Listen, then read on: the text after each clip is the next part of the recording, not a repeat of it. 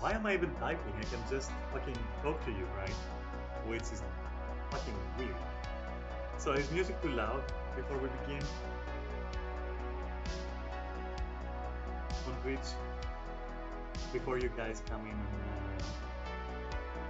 the room? It can be slightly lower, yes, and it will be slightly lower. More? Like here, for example. Wait, that's my sound. Wait a moment. I got this. I got you. Here. Like if we're talking normally, is this pretty okay, or is it like tank?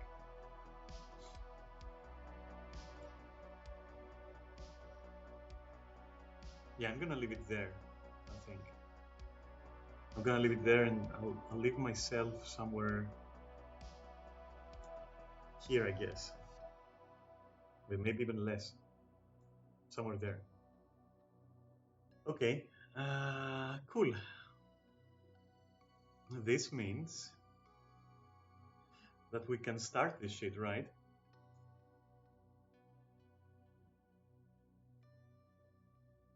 Which in turn means you can go on Discord and can talk from there, because I also want to see if I can hear you over the music over here. Hello, hello. Hello. Hello. And there is Sam. Awesome. Can you hear yourselves?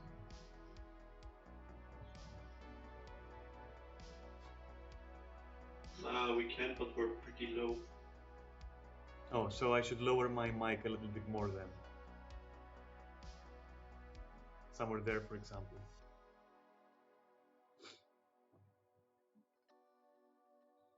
Well, I feel we're all set up, and the rest we can figure out as we go. Let me put my phone on silent. Should have done that. And also close the window. And then we're ready, finally. All right, so before we go on, I'd like to say a few words of caution. So, just like with Final Fantasy, this is going to be heavily opinionated. You know, there's going to be opinions. There may or may not be bias, and that goes for all three of us. You know, it's just us reviewing like Guild Wars 2, like we did with Final Fantasy. So take that as you might, you know. You don't have to agree, and we don't have to make you agree or say things that are pleasant for you to hear. We're just gonna be fully honest, all right? And we're just gonna discuss in depth, you know. So you know, some things might annoy some people, might like, you know, some people might think some things are like baseless or something. But hey, look, it's our opinion, okay? It's like it's our 3P reflections. So take it or leave it. It is what it is, you know. Everything I said about Final Fantasy's reflection video stands. Like its opinions, it's like what we think, what we feel, okay? With that in mind, I think this time we should start with the easy stuff, which is visuals, for example. Or wait, a small introduction. Like first, Sam. Like what's your story with Guild Wars 2 in a nutshell? I played the game since 15 months. Played a bit of Guild Wars 1 also previously during my teacher time. But I've taken many breaks from it. But it's the MMO that I've played the most so far. And I want to show some messages. Okay. And Neris, what about you? Well, for me, it started with Guild Wars 1, which was actually my first MMO that I played because it didn't have a subscription. So, which was towards the tail end of Guild Wars 1. So when 2 got announced, of course I was hyped as hell. Signed up for all betas and all that stuff. And ended up playing for a few months before before starting Final Fantasy and staying there for like 8 years. Then now I returned to Guild Wars 2 and I'm having a blast. Oh, well now, like a year ago. Hmm. Yeah, we did have our small Final Fantasy break. More on that lore on the Final Fantasy video. I'm not gonna talk about that anymore. Also, one thing before I go on, which I forgot, we are not going to compare this to Final Fantasy. I just want to put it out there because, like, I did mention it a couple of times, but this is purely Guild Wars 2 in a vacuum, all right? As much as it can be. Anyway, and as for me, I've been on and off Guild Wars. Um, I remember vaguely playing, like, even before I tried World of Warcraft. It just, it just never appealed to me. And then at one point, I started playing more seriously, um, and then even quit then, right, and started Final Fantasy again. But then I came back, and this time it really, really um, pleases me. Let's say, you know, I found my home, I guess, or my last MMO home, so to speak. So it's a little bit vague. Like I can't really say for how long I've played. For that reason, I'm going to say a year consistently, including before and after the Final Fantasy break. I'll say a year. So, you know, in comparison to Sam and Neris, I'm actually new, but also not because I've played before. I just never took it seriously, I guess. You know, I was under the mentality of, oh, it's just a free to play, you know, whatever, just install it, play a bit, buy, you know, leave. Um, so, yeah, I don't count that. Though I will come back to that a bit later. Um, like, because, you know, the general sensation that Guild Wars 2 gives, the general vibe, it has to be analyzed a little bit to explain its lack of popularity, let's say, up until now at least. But anyway, that's my story about Guild Wars 2, and that's the lens through which I see things. Um, I don't know if we should add the background of MMOs so that people have like an idea of where we're coming from with some criticisms, for example. And since I'm talking now, I'll start with me, I guess. I'm a very old leech, okay? I'm 40 years old, all right? So I started with like Diablo 1 Battle.net, with like the forthcoming a little bit, and with Ultima Online. From there, it was like World of Warcraft into Lineage 2. Wait, the opposite, Lineage 2 into World of Warcraft. After that, it's a little bit fuzzy for me because like I was on and off of many games. Guild Wars is somewhere there, like my first attempt is somewhere there. Aura Kingdom is somewhere there. I played that for like a good summer, maybe more. You know, grinded ground, I guess, in Aura Kingdom. Um, yeah, that's kind of like how it was. I don't remember playing anything else of importance, to be honest. Final Fantasy, I guess. That's important, I guess. Um, yeah. Now back to Guild Wars, as I said. And Sam, you? Well, I mean, and the MMO genre I've played since I was basically around 4 or 5 years old. So I've played around 30 MMOs, but only like 5 or 6 that I've just stuck around. But there was a time where I used to just swap MMOs every like month or so. But I now come to the point where it's like, okay, I kind of value my time a lot more now, so Guild Wars 2 is like my final resting stuff. I don't think I can ever get into another MMO after this one. Kind of where I'm at. And Neris, what's your story with MMOs? Where are you coming from? Well, as said, like in my teenage years, I started Guild Wars 2, like when I was 13 or something. Guild Wars 1, sorry. Because a friend of mine roped me into it. We had a guild together with some other friends I still have contact with nowadays. And yeah, basically from Guild Wars 1 came 2. from the arcade Final Fantasy. They try some of the stuff like WoW and some random free-to-play trash on the side. Terra, for example. Oh, I tried Terra too. I tried it too for a month. Yeah. Holy shit. Yeah. But yeah, my main MMO definitely has been Final Fantasy for the longest time until I switched back to Guild Wars 2. So it's mostly where I'm coming from. Mostly molded by it was born in Final Fantasy, I would say. Yeah.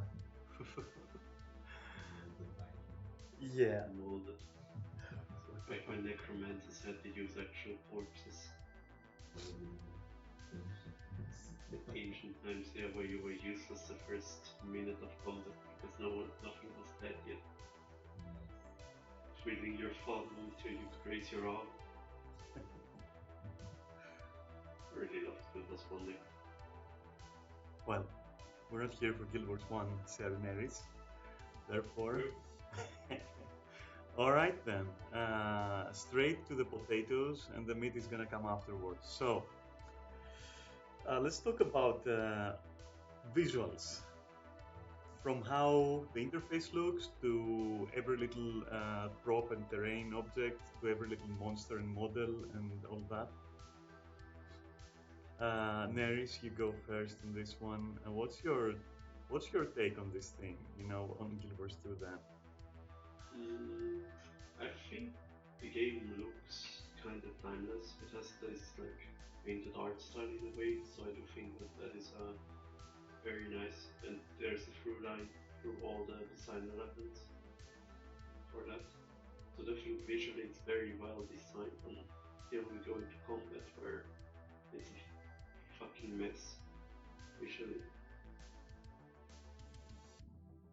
But the look of the game I do think has stood the test of time and also is something that drew me to Guild Wars 2 at the time. Are you happy with the environment, with like the detail of the maps, the locations? Oh yeah, I mean, the maps of Guild Wars 2 are the best of any MMOs I've played so far, definitely. Okay. I mean, the details and the art style are just the best in my opinion in that regard. The monsters kind of varied for me, I have to say. Some of them are really good, mostly raid bosses, and a lot of them are very average to me as well at the same time. Like a lot of very standard mobs.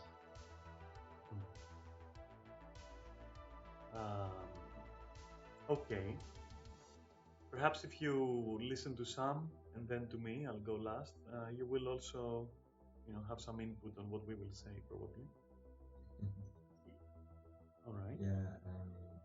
Honestly, for me personally, I think Guild Wars 2 has a very distinct art style that has aged quite well, actually. I know we're not doing comparisons exactly, but I still think it's a little bit below probably WoW in terms of art style. I don't know. I think WoW's art style sticks out a bit more. It's kind of timeless, but I think Guild Wars is really up there, very close to. And like I said, it's like the one thing that I would be critical because they're not the mess of too many cuts and particles. They screw stuff up a little bit. As for the UI, I actually really enjoy the UI. It's very simplistic and clean. There's not too many things going on. It's actually very readable. But I do know that people would like to customize it a bit more and stuff like that. That's kind of lacking. Overall, I actually really like the UI. Doesn't really anything. The one thing I would probably critique it for is the booms and stuff can be very hard to see. Social conditions. So that could probably be. Oh, we're gonna get into that for sure. We're gonna get into that in combat, I think, and clarity. As Mary said, the map design Guild Wars really hasn't done any of the fucking most playable and most that's actually close to that level of like efficiency, creating maps, basically making it look style and also have secrets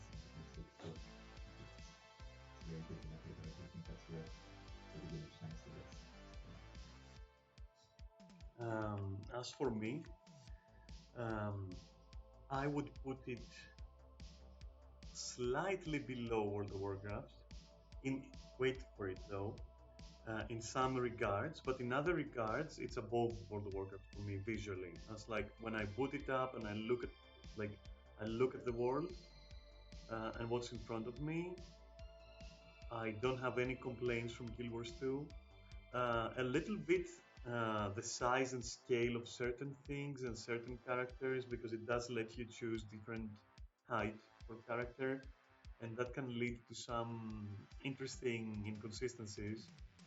I will mostly agree that it's timeless. It's a timeless style. It has this water paint, watercolor aesthetic a little bit, which it's a style, all right. Just like World of Warcraft is like marshmallows to me. I'm saying that in a good way. That's when I see World of Warcraft, it's like that's marshmallows. That's a cartoon, right? So Guild Wars 2 has some of that. It doesn't do it exactly as well as it might want to. Sometimes it's more goofy than intended. I'm pretty sure. But all in all, I'd say it's good. All right. It's pleasing to the eye. It's very pleasing to the eye to see. Well praised props, usually, because there are some like gaps on the map. There are like some other stuff. But all in all, I'd say it's a nice picture. It's picturesque. I could say almost. But unlike World of Warcraft, it is starting to show a little bit of age. I mean Warcraft as well. But because Warcraft is completely cartoony and it has like absolutely embraced that, whereas, for example, the Guild Wars 2 thing is like to be a bit more realistic, colorful still, playful a little bit, but more realistic, more grounded, let's say. And it is because of that. That even though a lot of things are very detailed, if you look at them, and the placement is very, very meticulous, and for the most part, it does seem like it could use a little touch up, you know.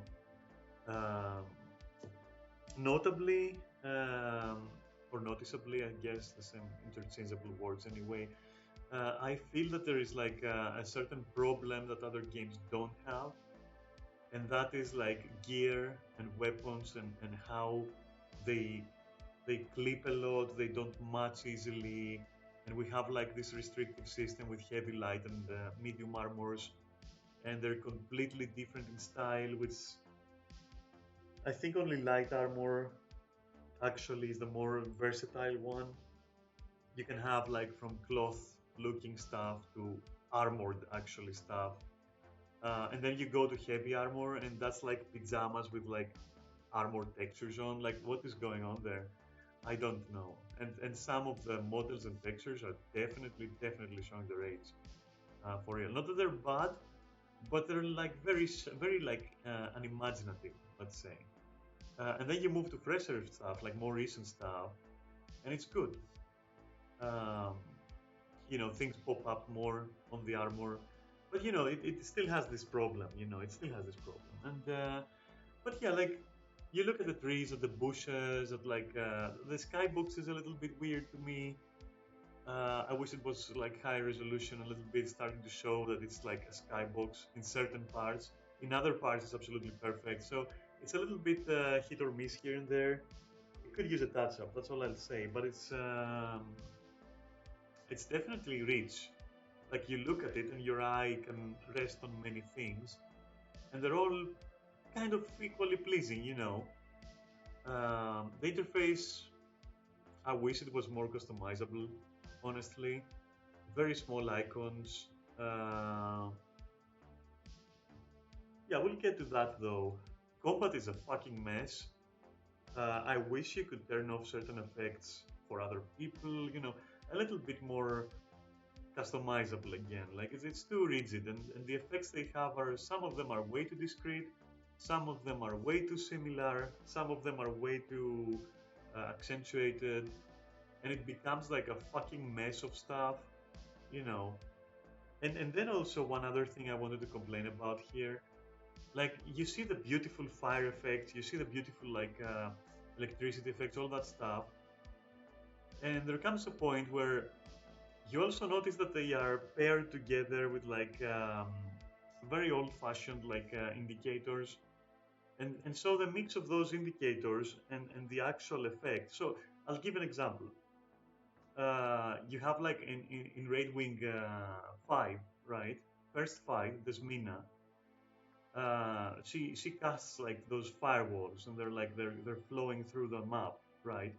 So you can see their box on the ground for clarity, but the firewall itself looks so detailed, for example, or detailed enough that you could have used that with a little bit more extra work in the department. That would have been a fine indicator in and on itself, which I feel if they incorporated that to the point where you could actually visually separate stuff without having to also have in the same picture like awkward boxes, I think it would benefit the game a lot for clarity and atmosphere. Then again, though, I do understand the need for for indicators, but if the effect itself could be the indicator, that would suit the game a lot because all those things they don't make it any justice. Like these boxes look very um, they're MMO, okay, compared to the rest of the game, and so and at the same time also, yeah, if you also could turn off some effects of your party and all that, then you could use the effects themselves as indicators. That would be very cool because no other game does it, or like I haven't seen any. I guess Ultima Online did that, but it doesn't count because it didn't really have any tactics. It didn't really have any mechanics. It was like um, there were spells. That's it. That's all. You know. So really, I wish they would do that honestly because it's jarring to me when I see that. You know. But anyway, yeah, I guess as we go forward, we will come back to it a little bit and add a few things. But in general, it seems like we all agree that visually it holds up. At the very least, you could say it holds up. If you wanted to jerk it off, you could say that it actually looks good, like legit really good. If you want to jerk it off, I don't think it looks really fucking good. I'll say it looks lovely.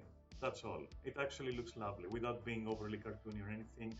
The maps give the impression of like a set piece or something. But how can I say that? Like carefully placed. Like, have you ever looked at train models?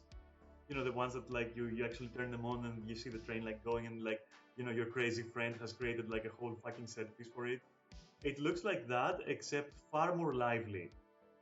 Far more lively. Like Final Fantasy also feels like that, but very dry. This one does it correctly.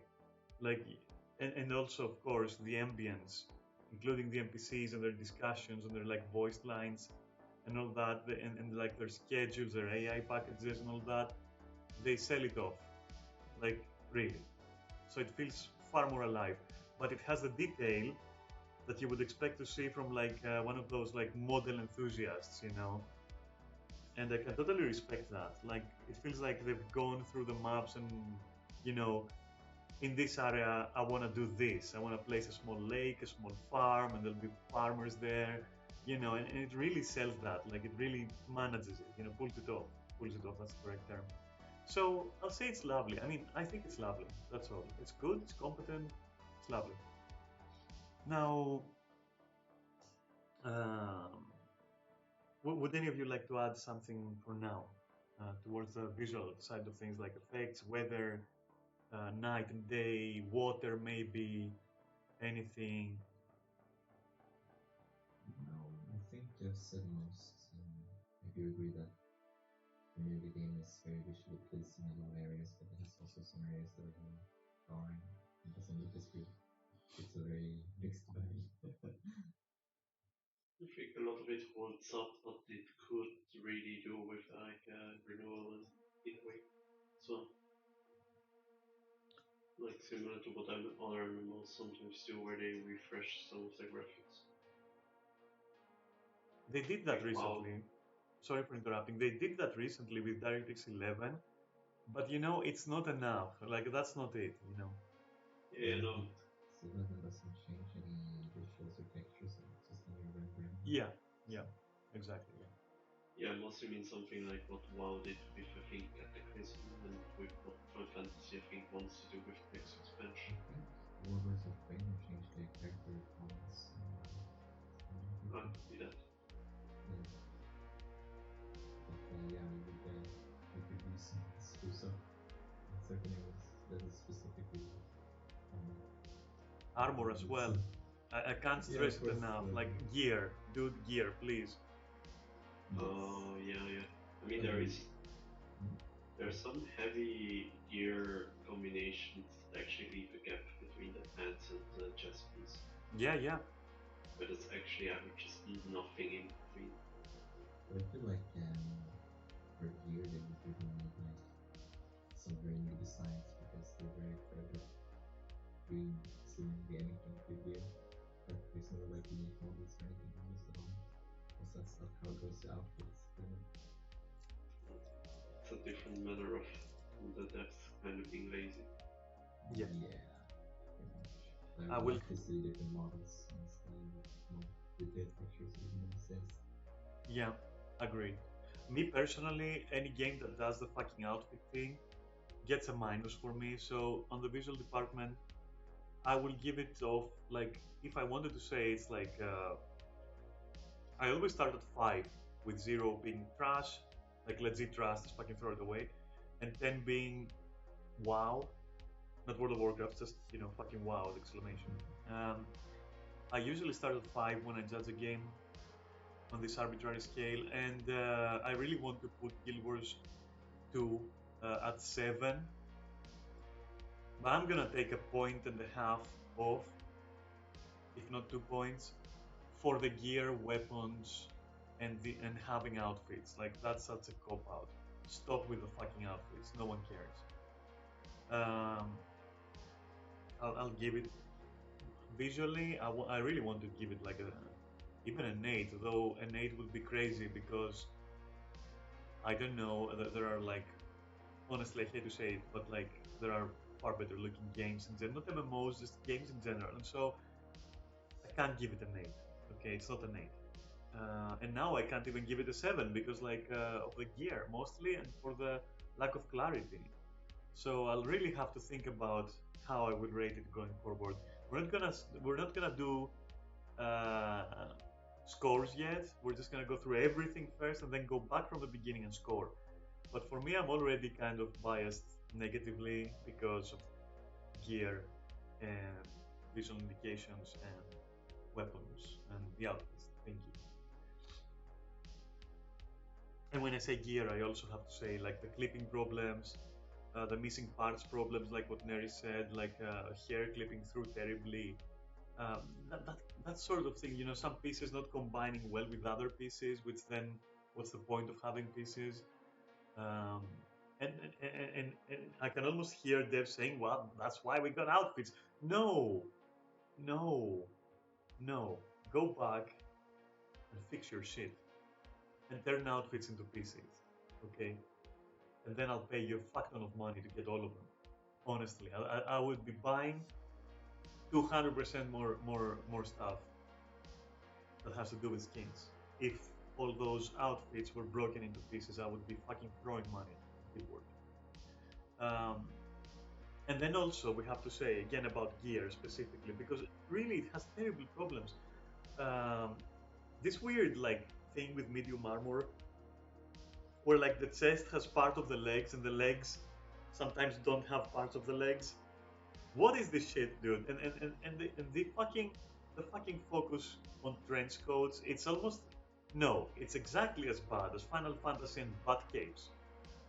All right, why are you doing this? You're shooting yourself in the foot. Enough. Okay, the game is lovely.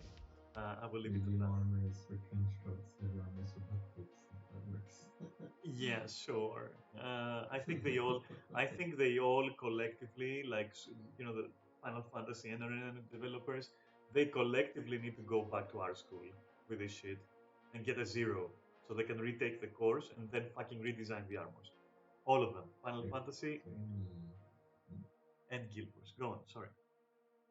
no, it's about the art department. Because I think like concept art, Guild Wars 2 is like second to none. Like they have such amazing concept art, but they really can't bring it into reality. So Well, it always comes up short. that shows a lack of organization because usually you want, as an organizing figure, as a figure of authority within the company, you are there to like mediate. The art department comes to you with those amazing concepts, and that's wasted work because the other guys on the other department can't put it through. So you need to like tone down one side and have them create interesting designs in a different way that suits the engine, so that then the other guys don't have to push themselves to make what you want them to make, which doesn't fit the game's engine. So I think like the people in between are like responsible. I feel like whoever is like organizing all this, they're not keeping each other in sync. So yeah, the concept arts they shit out might be fantastic, but they're just not viable for the game, and so what comes out is like a third or something. So yeah.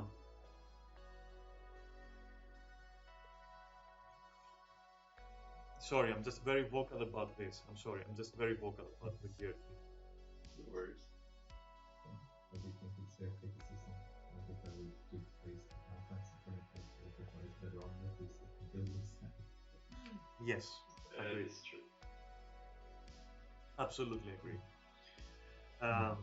Character customization, I guess, goes into visuals, and here I would like a retouch as well, a touch up. Like, we don't have different voice types. We don't have, I guess, we do have like scale. We do have body types, and we have some faces. Yeah. But oh my god, the hair! Holy motherfuck! Like, what's up with the hair, man? Like, you're all like human female, and like everything is long, longer, kinda long, longish, side long, other side long, like a weird mohawk, and then 5 or 4 short hair that's like they look so fucking identical, it's crazy. And then you have some weird braids that don't even match the model. Like, for me, hair in Guild Wars 2 is a fucking disaster. I'm sorry, it's a fucking disaster. So yeah. Since 90% all the hairstyles are kind of bad for them, but Yeah. also depends on race and everything. True, it kind of depends as well. Um, but yeah, I think, yeah, as I said, I need to go back and like take a look there because it's a shame. Like, how if I had like if my game had that kind of hair, I would be like, no, wait a minute. Before we go on Steam, before we like try to relaunch, before we try to do an expansion, let's talk about like the elephants in the room. And that's a fucking. There's a lot of elephants there. Lots of them. Fucking Africa or whatever, India. Lots of elephants there. Anyway, sorry, I'm having some lemon pie. So, No worries. yeah. Sound. What do you think? I think that it's also the art department's a very mixed bag because they do have a lot of good sound. They put a lot of effort into making clearly sound effects. I didn't watch the videos back in the day when they were showcasing the fire effects and that. It's very interesting. But let's say ultimately sound is, for the most part, I would say it's somewhere probably in the middle. Nothing really sticks out to me or comes to mind. But it serves over nice. It's super memorable. Music, everything, OST, like effects, everything, like combat effects, footsteps, I don't know, ambient noises, like all of that, all of that. I would say actually it's for all of it. I would say all of it because it has some very good tracks, but a lot of the music is just kind of there for the background noise for me personally.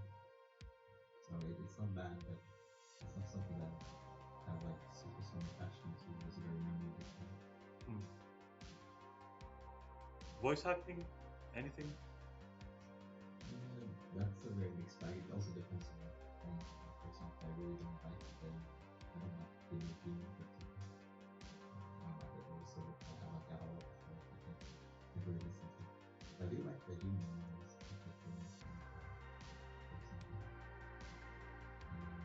So yeah, voice acting is also like super mixed. Like NPCs in the game, some of them are pretty good, and some of them are super, like super bad, especially like the kid. I really noticed that when I was traveling through like a fire. I just had like one line repeated over and over again by the same kid. I was like driving me insane. That's a nice set of armor. Thank you.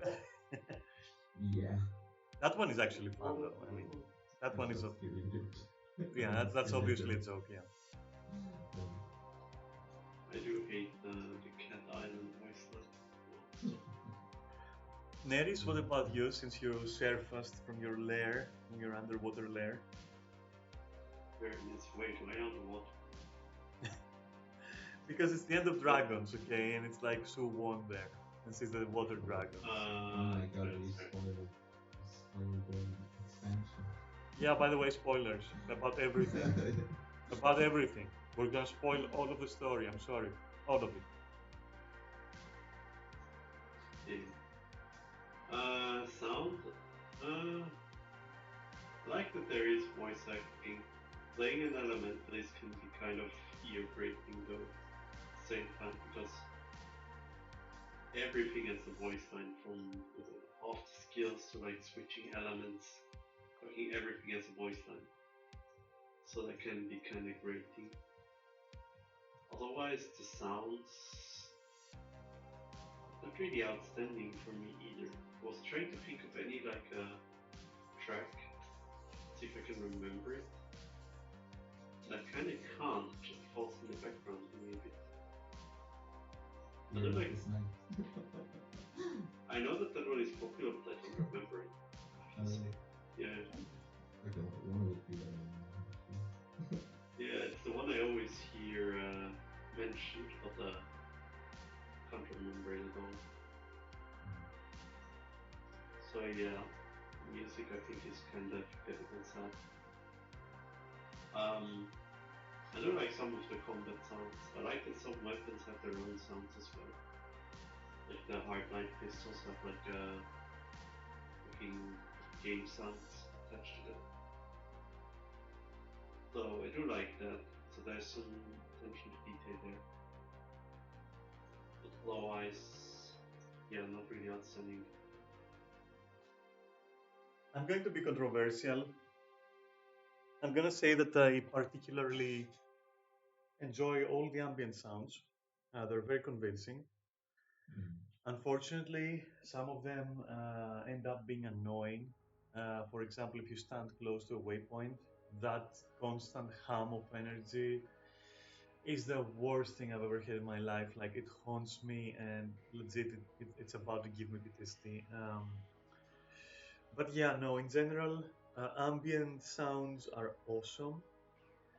Music, I play with my music turned off, and I have no fucking clue what Guild Wars 2 music sounds like. Therefore, I cannot comment on it. As for sound effects, wait, let me first cover voice acting. Voice acting has a weird range uh, in that it can be absolutely atrocious and laughable. Let's say laughable, you know. To actually immersive.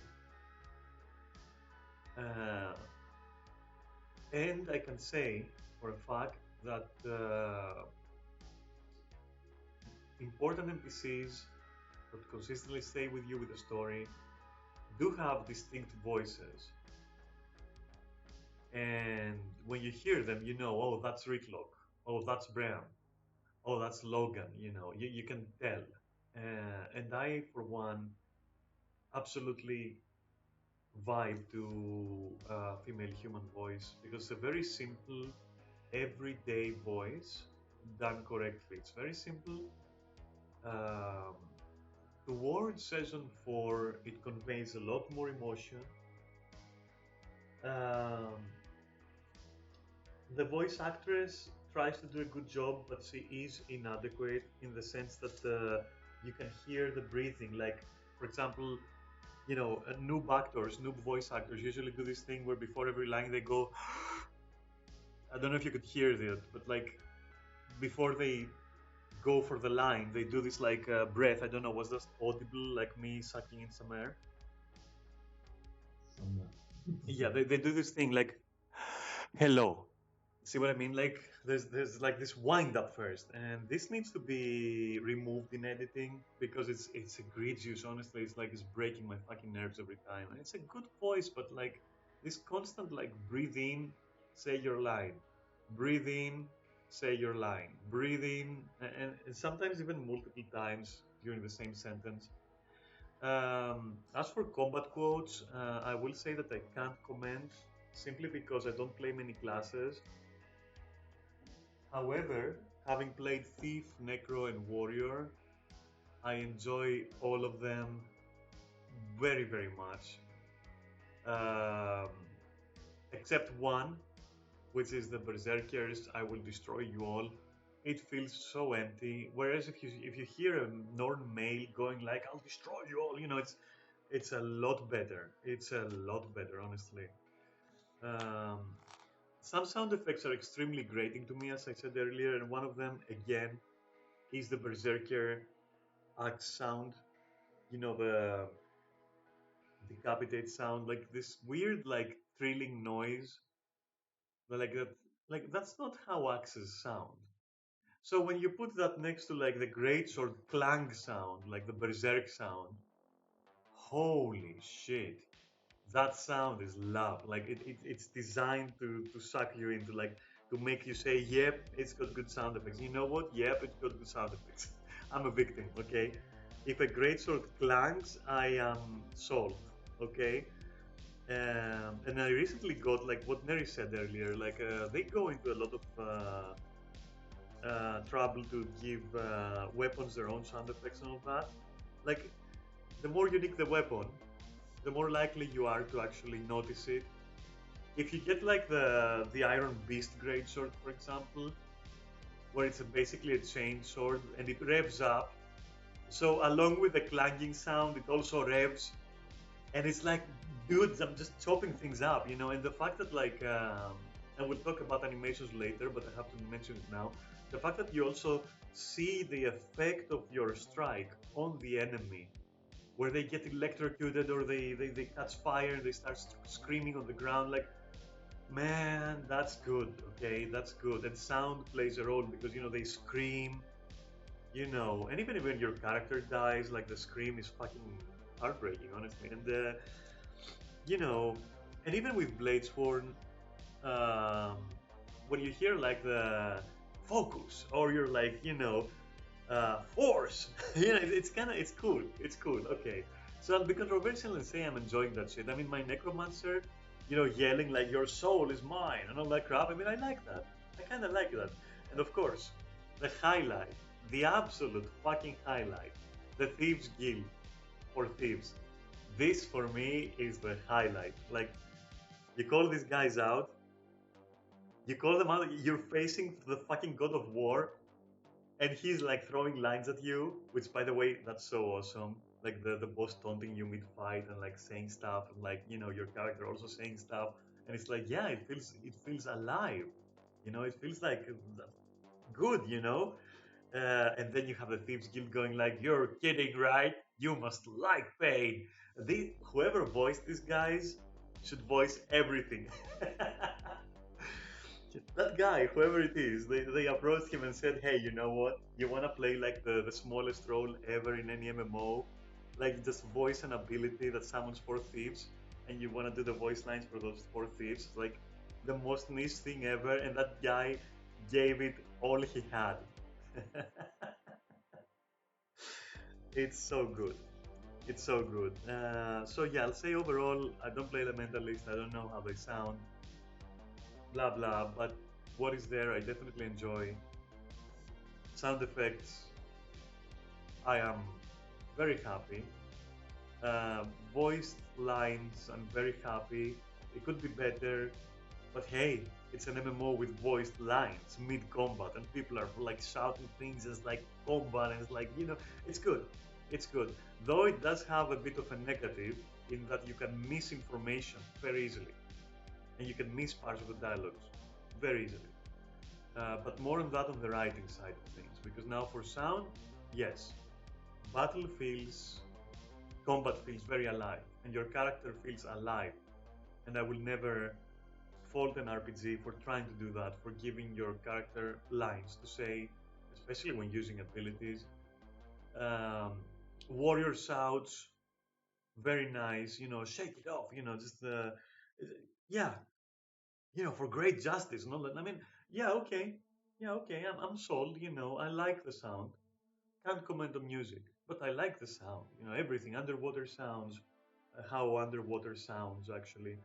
Um, anything like yeah no I definitely like the sounds of Gears too, and its voice acting a bit, to a good degree, let's say. Sometimes it gets goofy, sometimes it gets repetitive, some lines don't make sense, but what are you gonna do? Okay, I'll take it. I'll take it. I'm gonna score this high on the sound department, not on the music department. I can't give a score there, but on the sound department, credit where it's due. Good job, in my opinion. With some fucking clown jobs here and there, which could have been avoided very, very easily. But hey, whatever. Um, oh, hey. No, that goes in writing. Sorry, I was about to talk about Joko, but no, can't go about writing. So we're good with sound and music, right? Sounds about right. Okay. Um, so, animations. Huh. Animations. Sam, you go first. I think it's in a similar boat for me as the sound is. I think it's serviceable. Some areas have extremely well detailed animations, and some areas have no animations whatsoever. And so what you get is like a super mixed bag of everything. Some modes have super detailed animations. The mounts, for example, the idle animations are super. There's a lot put into the mounts, and a lot of the bosses that you fight in the game also have really good animations. But sometimes that stuff just breaks completely, and you see things decompose, so it doesn't animate at all. So yeah, I would say animations are good. I like them for the most part, but there's a lot of room for improvement as well. So I'd give it a decent score.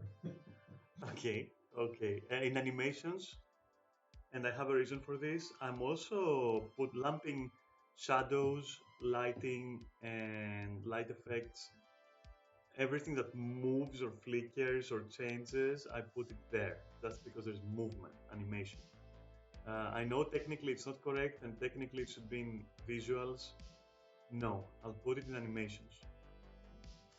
So knowing that, do you have to add anything about spells, how they light up, if they're clear, what they do, like if fire looks like fire, all that shit. Water looks like water, all that kind of shit. I think completely with the spells and stuff. Look, pretty good. Maybe not super outstanding, but definitely, I think it's good. It becomes a huge puzzle to sit there and put everything together. So there is no like limiter to how many effects to offer at once. So it becomes a very big problem with visual clarity once they become there.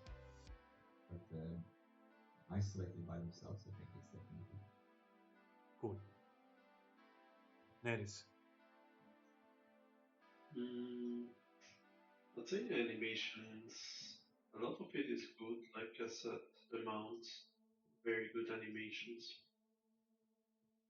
Some of the combat stuff can be good, but me personally, I really don't think they're distinct enough. Like, having played a lot of classes, a lot of the abilities meld together, in my opinion.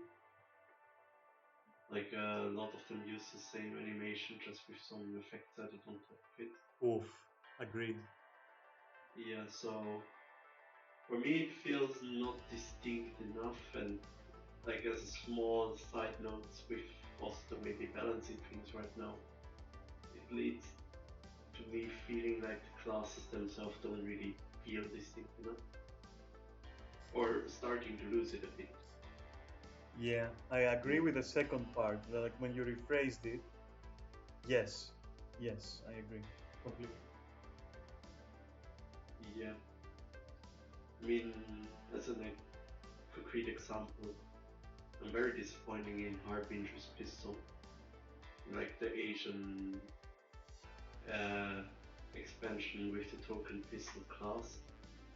And all the animation work they did is 3 different projectiles and the same shooting animation. I think overall EOD is a bit of a disappointment in that aspect because they reused a lot of animations. Yeah, so I think they should start putting in more distinct animations, like, for example, the Gravedigger animation in. Wait, is Gravedigger? The big hit on Reaper, the second hit. It's this game, it's way bigger. But Yeah. I wish there was a lot of animation there. It's not a lot of animation, but up until EOD it was unique still. Like no one had the floaty raised sword into spinny slash attack, and with it also having a unique role of being spammed at a certain point, and before that just being a big hit and afterwards being your main attack. It feels distinctly Reaper, but now Vindicator just has the same animation. It feels... Yeah, I'd just rather have if classes are more distinct to each other in that regard. I do agree with that, like the archetype of the classes and something like the Necromancer, for example, is with more few attacks that really feel like you're the Necromancer. A lot of them are used not that much. I agree. I agree. I do really like the Death Shroud and the Reaper Shroud. The Great Sword on Reaper overall, I think it's pretty nice. I like the animations on it. But like especially like EODs, that's where you can contribute a lot to the class archetypes. And it can be more like but I'm just afraid if they're gonna add more details to the animation of the visual effect, it will be even worse than what it is. I think they should fix that first and then more detailed presentation. I think having more distinct animations might help with it as well. Like not flashier animation, but more distinct animation, because right now, especially because you always have quickness, which is kind of annoying in terms of animations, in my opinion. It's just everything melts into one big pile of things. Yeah, I mean, I don't know, it's because some distinct animations, like the barrier signal, for example, with ice and things, like you can't really see what is going on with someone after that barrier signal. It's more of a spell effect though, I mean more like distinct attack animations, like different ways to use a sword instead of everyone having the same. Yeah, a bit more pizzazz. Yeah. Exactly. Yeah. Sorry for interrupting to say yeah, you know, like a rap song or something. But like, yeah, I just agree. Like, this is like it's a problem. That's a problematic. Even though I like some animations in terms of like, so let's say it this way: everything that isn't the player is beautiful, and then you get to the player and it's like, wow, what the fuck is that? Like, Bladesworn is a master of the blade, but like you use it as a piece of iron, just like a greatsword, which it matches the greatsword. Like the greatsword can be used like that, and I see that as a contribution, like as a reference to Berserk. Fine, but then you have Bladesworn, and it uses the same animation. Like it just doesn't work, man. So I'll say that's a huge problem, and the priority they need to fix. They're not distinct enough. They're not unique enough. Combined with the effects, it creates a fucking shit show, to be honest. There are some good ones, very far and few in between, but like in general, I would say, nope, they dropped the ball on this one. I'm sorry, they dropped the ball. Some of them are barely serviceable. Some of them could be good, you know, if you jerk them off a little. Most of them are just bad and need to be redrawn, in my opinion. They need to be retraced, reworked completely, and turned into something else. I don't know. Like, it's weird. It's weird, honestly. Um, so yeah, I mostly agree with what you guys said. I'm still haunted by the fact that, like, the warrior, for example, the axe spin, man, that shit looks ridiculous. Um, you're like, for such a move that should be heavy, it should feel heavy, it should feel like, you know, chunky. Um, no, instead, and I'll tell you why I say this.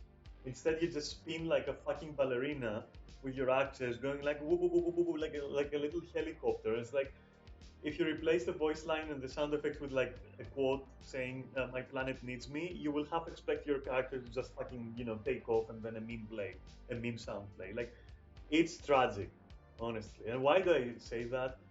Uh, well, Ranger has the same attack with the axe, for example, I think, which is basically multi-hit attack with axe, and you know, and that class legit performs some, you know, consecutive strikes that look convincing. For example, why can't they?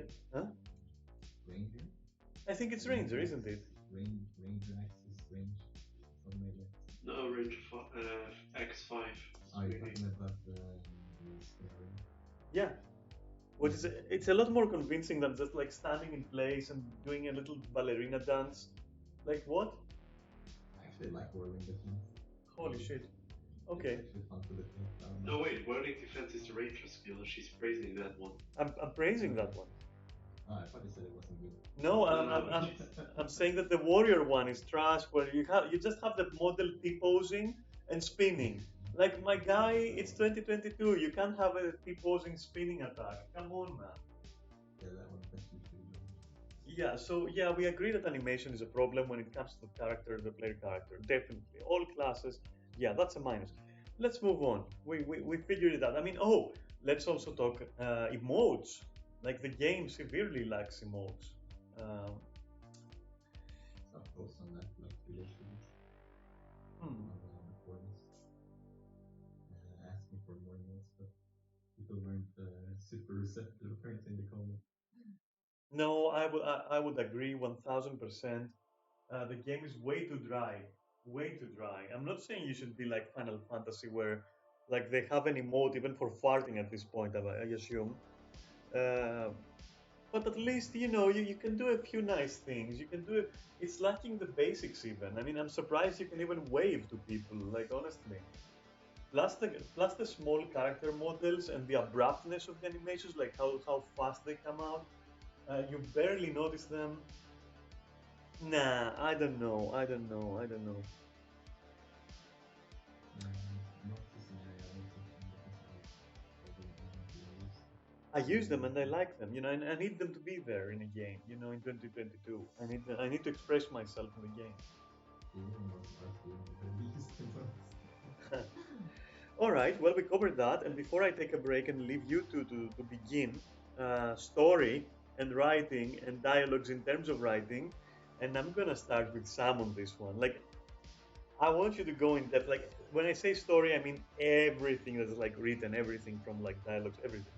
So you start. I'll mute myself.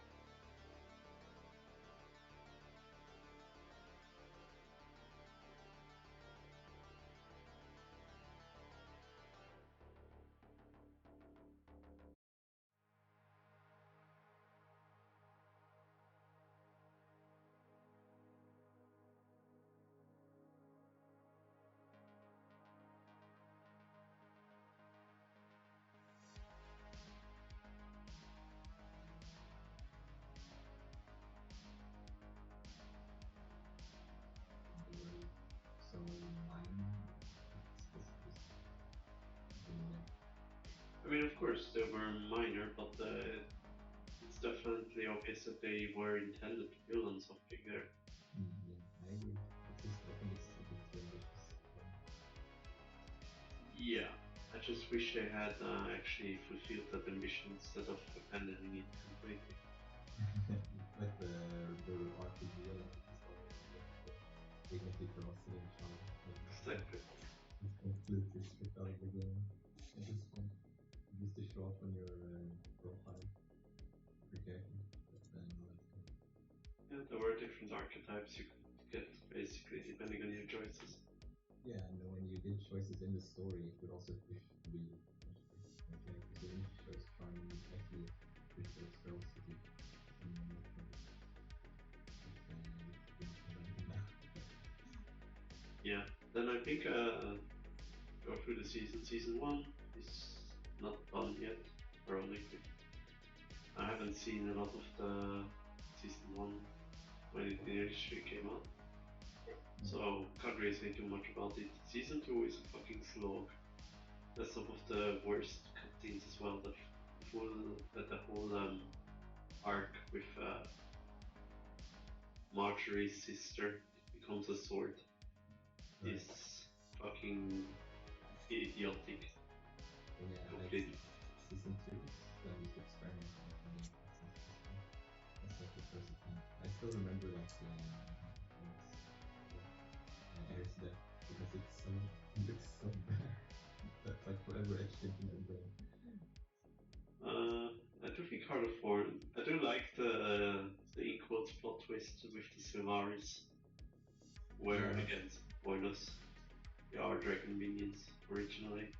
Yes, I do think that was kind of well. I think like the Princess Sylvana was actually great. Like it gave the character some actual impact into the world as well. I do think that's pretty fantastic. Yeah, so I think season 2 low point Heart of Thorns is pretty good. I do think they should have done more with the Nightmare Court. That is, that plotline just got completely forgotten about. I want to just add something to skip away. I played through season 1, not all of it. This like back then, it was a very mixed bag. I did like the mechanics and a lot of them felt very much alive. But the storytelling, like there were some episodes of season 1 where I just didn't play the game at all. It was so boring. Like I didn't even log in yet and couldn't play it. That's my summer of season 1 statistic. Yeah, that's Heart of Thorns is pretty good. Season 3, again, kinda meh for me, I would say. Not too much of a fan of it. Season 4, I actually like the story quite a bit. Krakatoric is a great villain. Alright, Path of Fire, I forgot. Well, Path of Fire, I dislike Balthazar. I do like the journey. I don't like the way Lona is. I do also find it interesting to have at least to have the idea of a whole country being controlled by Lich. So they have like a different outlook on death and stuff, but I don't think they quite nailed it. I do find it interesting though, the idea that is. I guess that leaves me. Well, do we not want to talk specific characters as well? We will, and that comes after. There's also, yeah, I mean, we didn't touch on the end of Dragon's. Yeah, it was just through Path of Fire so far. Yeah, okay. Put a hold on the End of Dragons thing for a purpose. And on characters for another purpose. All right. So for me, base game, you wrap up your personal story, which is meant to hook you into the whole hamster wheel they want you to get into. It doesn't work. I think the personal story was too short and no impact at all. So as long as I was done with that, even though I did enjoy the fact that choosing the noble path Um, it does start you as a noble and all that. Okay, yeah, sure, okay. So I was a little bit into it, and the whole lost sister thing, where in the end she's not even dead. I didn't like that. I would have liked my hero to be a tragic hero, to have lost someone, to have known loss. Um, it didn't happen. So I would say that the person's story, as far as I've seen it at least, was average. Not mediocre, just average. And that it doesn't serve its purpose exactly. Kind of, but not really. It misses its mark. And then we get to the base game story, so the actual story. First half, very slow, even disjointed a little bit. And then you get to be really invested in the fact and Zaitan, and I love that part. I'm a sucker for such stories though, so I'm biased. Like for example, I consider Dragon Age Origins one of the best stories ever because it's so simple and so effective. And it's a classic dragon tale, you know, it's a classic fairy tale. And I think Guild Wars 2 tried for it. It aimed at that, and to a degree it succeeded, to the point where I personally, regardless of how it happens, because I personally liked how it happens, and I'll explain why, I was touched by the end, and by the celebrations, and by like downing Zaitan finally. Um, they did what they could. You know, it's not a single player game. They did what they could. It doesn't give it a pass, and so that's why I'm actually harsh on it a little bit. Uh, I am a bit biased because I like simple fairy tales, especially ones that contain a hero and a dragon. Um, and like, you know, some friends for the hero to feel for all that crap. Yeah, okay, I'm not sold. You know, I was like, okay, cool. It's no Dragon Age Origins, but it's trying to be, and it's doing an okay job. Um, but so you then move forward, and mind you, you've already killed one dragon, all right? And how you kill him, for me, is no problem. Because that thing, it really looks like you couldn't have killed it otherwise at that moment. You know, it felt like that massive plasma cannon, it looked like the only way. So I didn't mind it, and I felt like it grounded your hero a bit, in the sense that, like, okay, you don't just walk up to the dragon and like gnaw at it, you know, at its ankles or something. Mind you, you do that for certain other dragons, so even more powerful than this one. So you know that goes out of the window a little bit.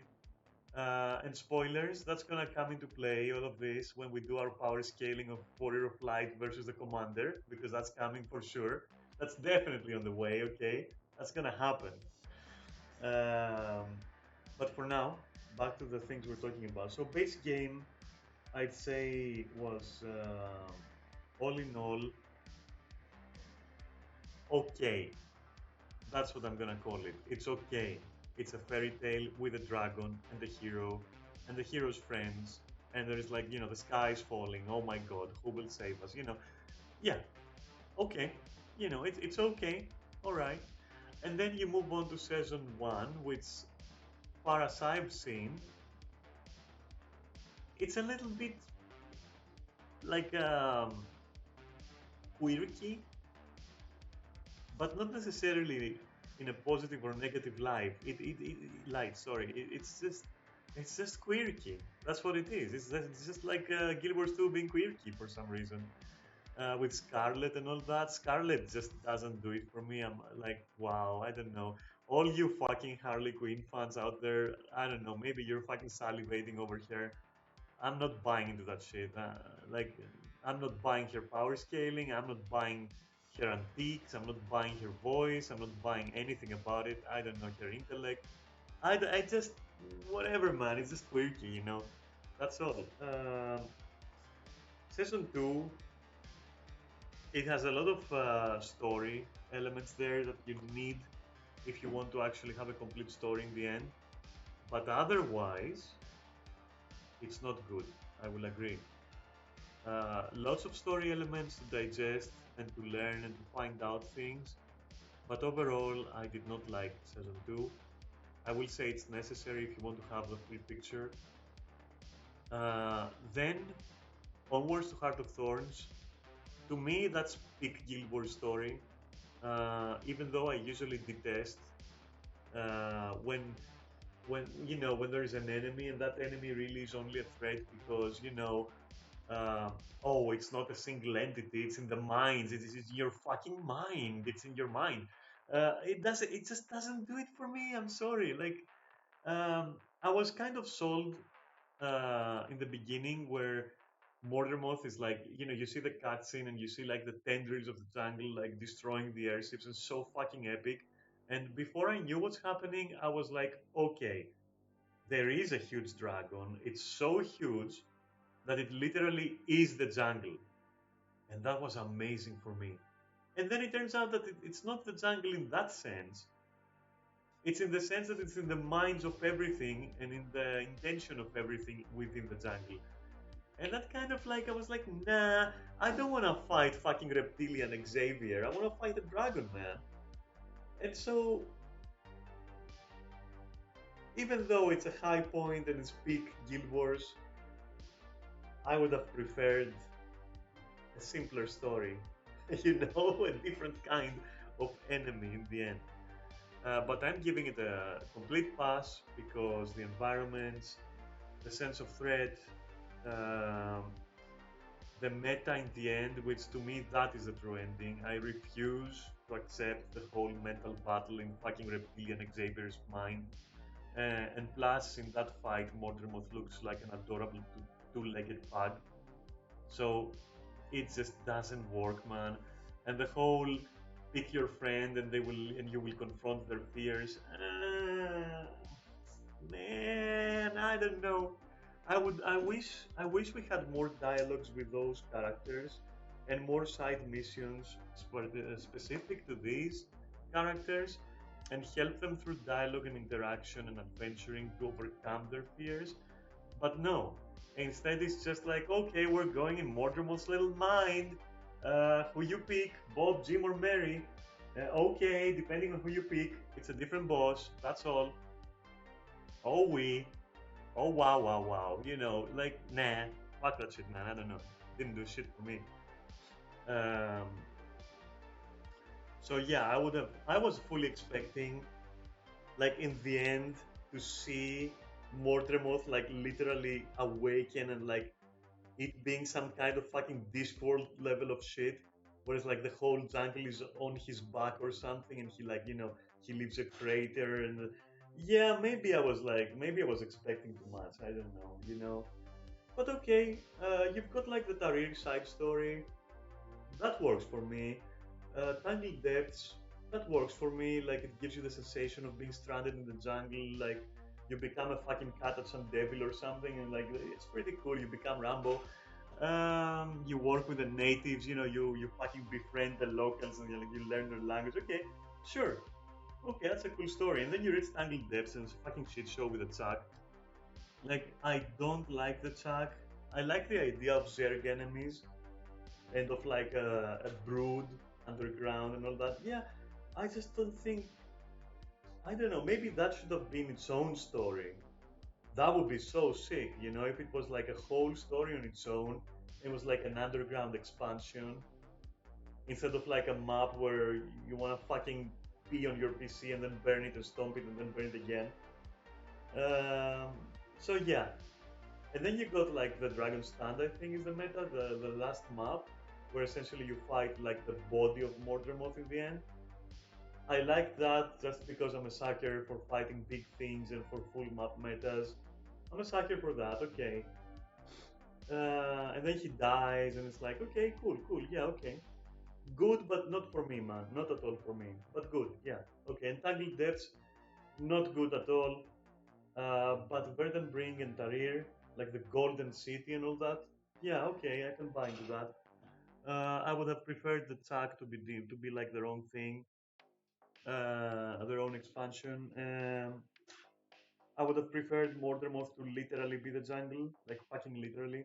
I liked the Sylvari thing. Okay, that was awesome. That's all I have to say about Heart of Thorns. I know a lot of people hate it because of like the map layout, but really just get all your mounts, learn it a bit, and then come back and tell me like what did it feel in the end, like going back to it, for example. Because for me it feels very nice. I honestly like being in those maps, except for fucking tangled deaths. I don't like them. So we then move on to session 3. Uh, Season 3. I don't know. I don't care about it. It's that simple. I don't care about it. Aer's death.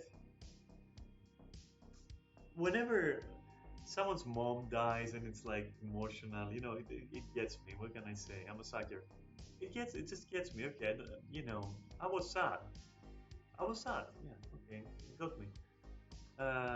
Though when we do a little power scaling, as I said, I don't think it played out the way it should play out. Just saying. But okay, it got me. I was like, man, I was sorry, genuinely for Brown. I was sorry. I didn't like Air, and I didn't like Graham too much. But I felt sorry. It got me. Then we have, what is it? Is it Path of Fire afterwards? Yes. Yeah. Yeah, Path of Fire to me is shit. There you have it. It's dog shit. Why? Yeah, it's dog shit. Yeah, because I love the civilization they have there. I love the maps. Honestly, great maps. Bobby, not so much, maybe. Still, though, the desolation is trash. The yellow piece skewer thing. I don't like that. I didn't like this desolation. I think it's called desolation, right? Yeah. Yeah, I didn't like that. A very, very poor map. Very poor map. And not at all pleasant to the eye. But the one before it, as well as the central city, Amnoon, as well as the one north of that, great. I'm a sucker for like, Egypt-like locales, and I liked it. And it has like some very interesting biomes, is the word. So yeah, I liked it a lot. But the story, boy oh boy, they shit all over Balthazar. He gets washed, only to put up another villain, and I don't know. My main character was a follower of Balthazar. When you pick your religion, and seeing my god there, my character's god, I was like, oh, that's gonna be a high point. And no, it's just an old Norn, and he goes like waka waka makaphone. Like what he says doesn't even matter. And he gets completely wrecked. I loved the Grant part where you go to that realm where you actually canonically die. That's also coming in the power scaling. It's gonna come and bite back real hard. You go there, and that part was beautiful, emotional even. Um, I like that. I like that. Uh, Wait, Session 3 wasn't it in Session 3 where you do the whole thing where you fight Balthazar and there's like Primordus there? Yeah, that's season 3. Okay, that part I liked from Season 3. That part I liked. Only for one reason. Because you get to see fucking Primordus's head.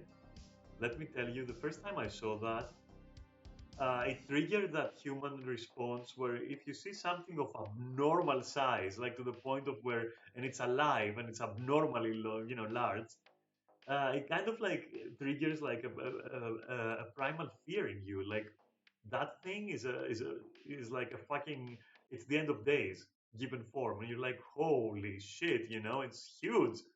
And okay, I like that part, but unfortunately, Balthazar then in Path of Fire is just a jobber.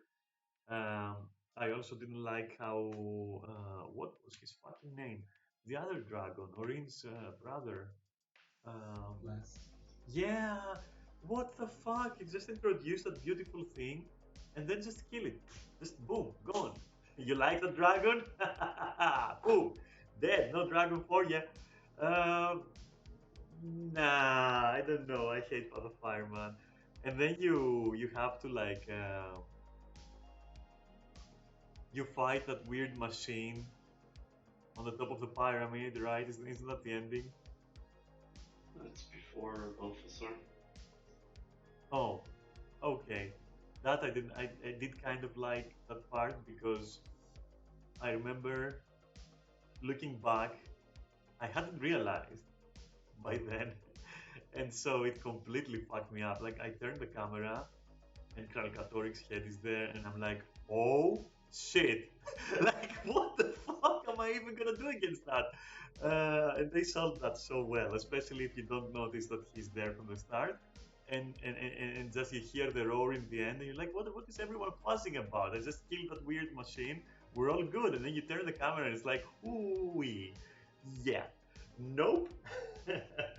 And that sets up like what happens next so well, dude. It makes you excited to go on. At least it did that to me. But no, Path of Fire, I don't know. I don't know. Season 4 was awesome. I'll tell you that. I love season 4. I love the map diversity, the variety of the maps.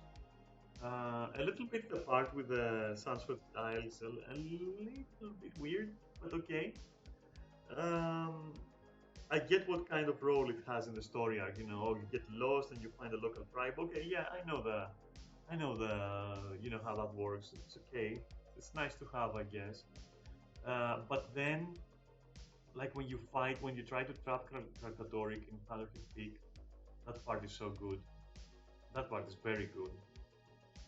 Um, Joko, I left him out, and now I'm gonna touch on Joko. I wish he was retconned. I wish he was completely retconned, and I wish that it was Balthazar who enslaved those lands, and Balthazar doing everything, and Balthazar being like he's a fucking god, okay? Of course you're gonna have him do all of that. He's the war god, okay? Who the fuck is Joko? Who the absolute fucking fuck is Joko? No one cares. It's I don't know what he was in Guild Wars 1. I haven't played that, but in Guild Wars 2, I don't like him. It's like Mamra. I don't know. He's as menacing as Mamra, which is like not at all. I don't know. Like a leech? Really? A leech? I don't know, man. It's just I don't know. Whatever. I wish he was Redmond. That's all. The gods leaving the realm. I feel it's gonna come back in the next expansion. Whether we go where they were, like where they came from, or whether we go where they are now, I feel it's gonna, factor in.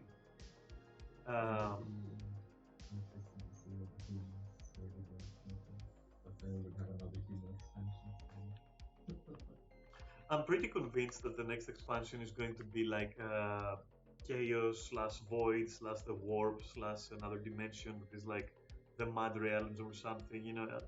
I'm getting Planescape Torment vibes from the next one, and I like that. Some hellish dimension or whatever, some like outwardly place. I can't wait. I want to see how it's gonna do. But I'm pretty sure that's what's gonna happen. Beyond that, though, back to what we have, because I can't comment on what we don't have, and I'm not here to discuss the future. So, back to what we have, Season 4, for me, is competent. I like it. The maps are beautiful. So, yeah, okay. Now, 3 words, 3 letters, IBS. Listen, you done fucked up, as fucking Angry Joe would say. Like, you done fucked up. What the fuck? I don't care why it happened. We've discussed this before. There were reasons why IBS is the way it is. I'll tell you one thing. I liked the introduction to it a lot. I liked Drothmar Valley and the events there, and the whole thing where you go to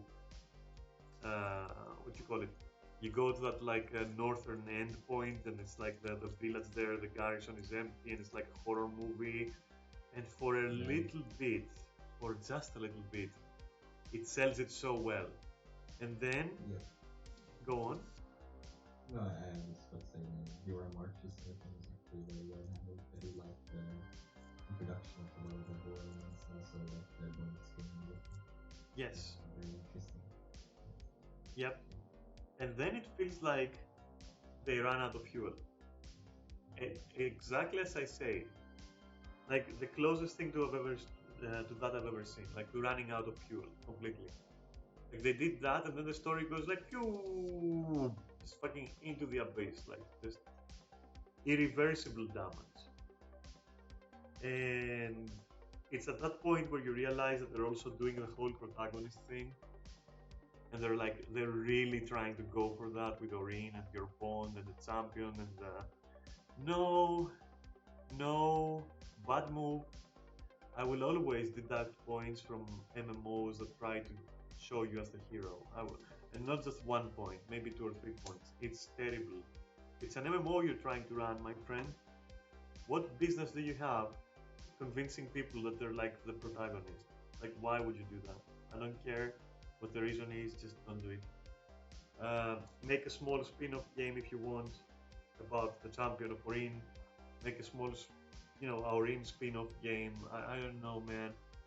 Don't do this in MMOs. I'm gonna take points away for that for sure. Maybe 2 or 3 points for sure. And it's IBS that really fucking, de facto establishes that thing, and I don't like it for that. It also completely turns Primordus and Jormag into Muppets, like absolute Muppets. It turns Orin inconsistent with her own words and the lore. It turns the commander into this weird, like, jokester person. Um, I don't know. No, that's like the lowest point for Guild Wars, I'd say.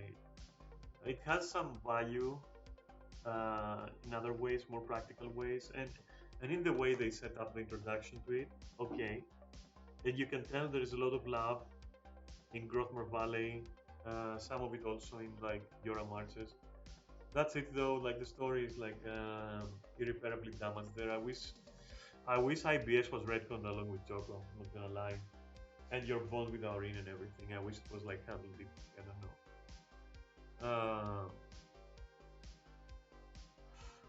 And then no, I'm not gonna talk about the OD yet.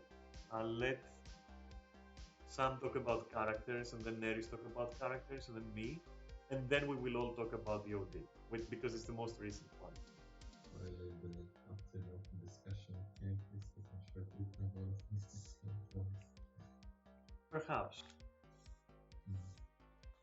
Well, I want to talk about the biggest elephant in the room. I want to talk about timing. Oh my god. Okay, let's talk about Tiny timing. elephant in the room. Yeah, exactly. But the largest one on the scale of a miserable. I think Timmy is without doubt the most obnoxious character I've ever seen in any game, to be honest. Also because she's so central to the plot as well. Yeah, that's the biggest thing of that character is that she's just a plot device that solves everything. If we can't figure anything out for ourselves, we do need time or else and nothing will happen. So the game just creates a reliance on this character that is like super gotten annoying. And it tries so hard for us to care about her, but it's really hard to do. Yes. I will say one thing. Timing and the ability to communicate with the commander at any point will also come into play in the power scaling. I gotta tell you that. Support. Yes. Okay. It might change a few outcomes. Depending. Communication is limited. Really, like depending on where you're located and everything. We'll see how we'll set it up, but I'm definitely. I've noted it. I've noted it down. Like, what if Timing has constant communication with the commander during the battle? I've put a question mark there.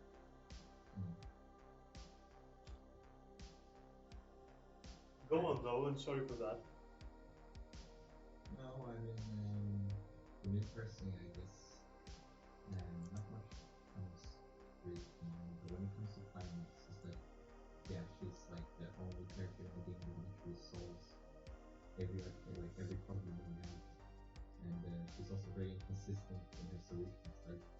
think the way they handle the Elven Dragons at first is interesting, but then they just took a completely different turn. Because I mean, at first they said we couldn't kill the Elven Dragons because they're central part of Tyrion. Doing so would like destroy the world.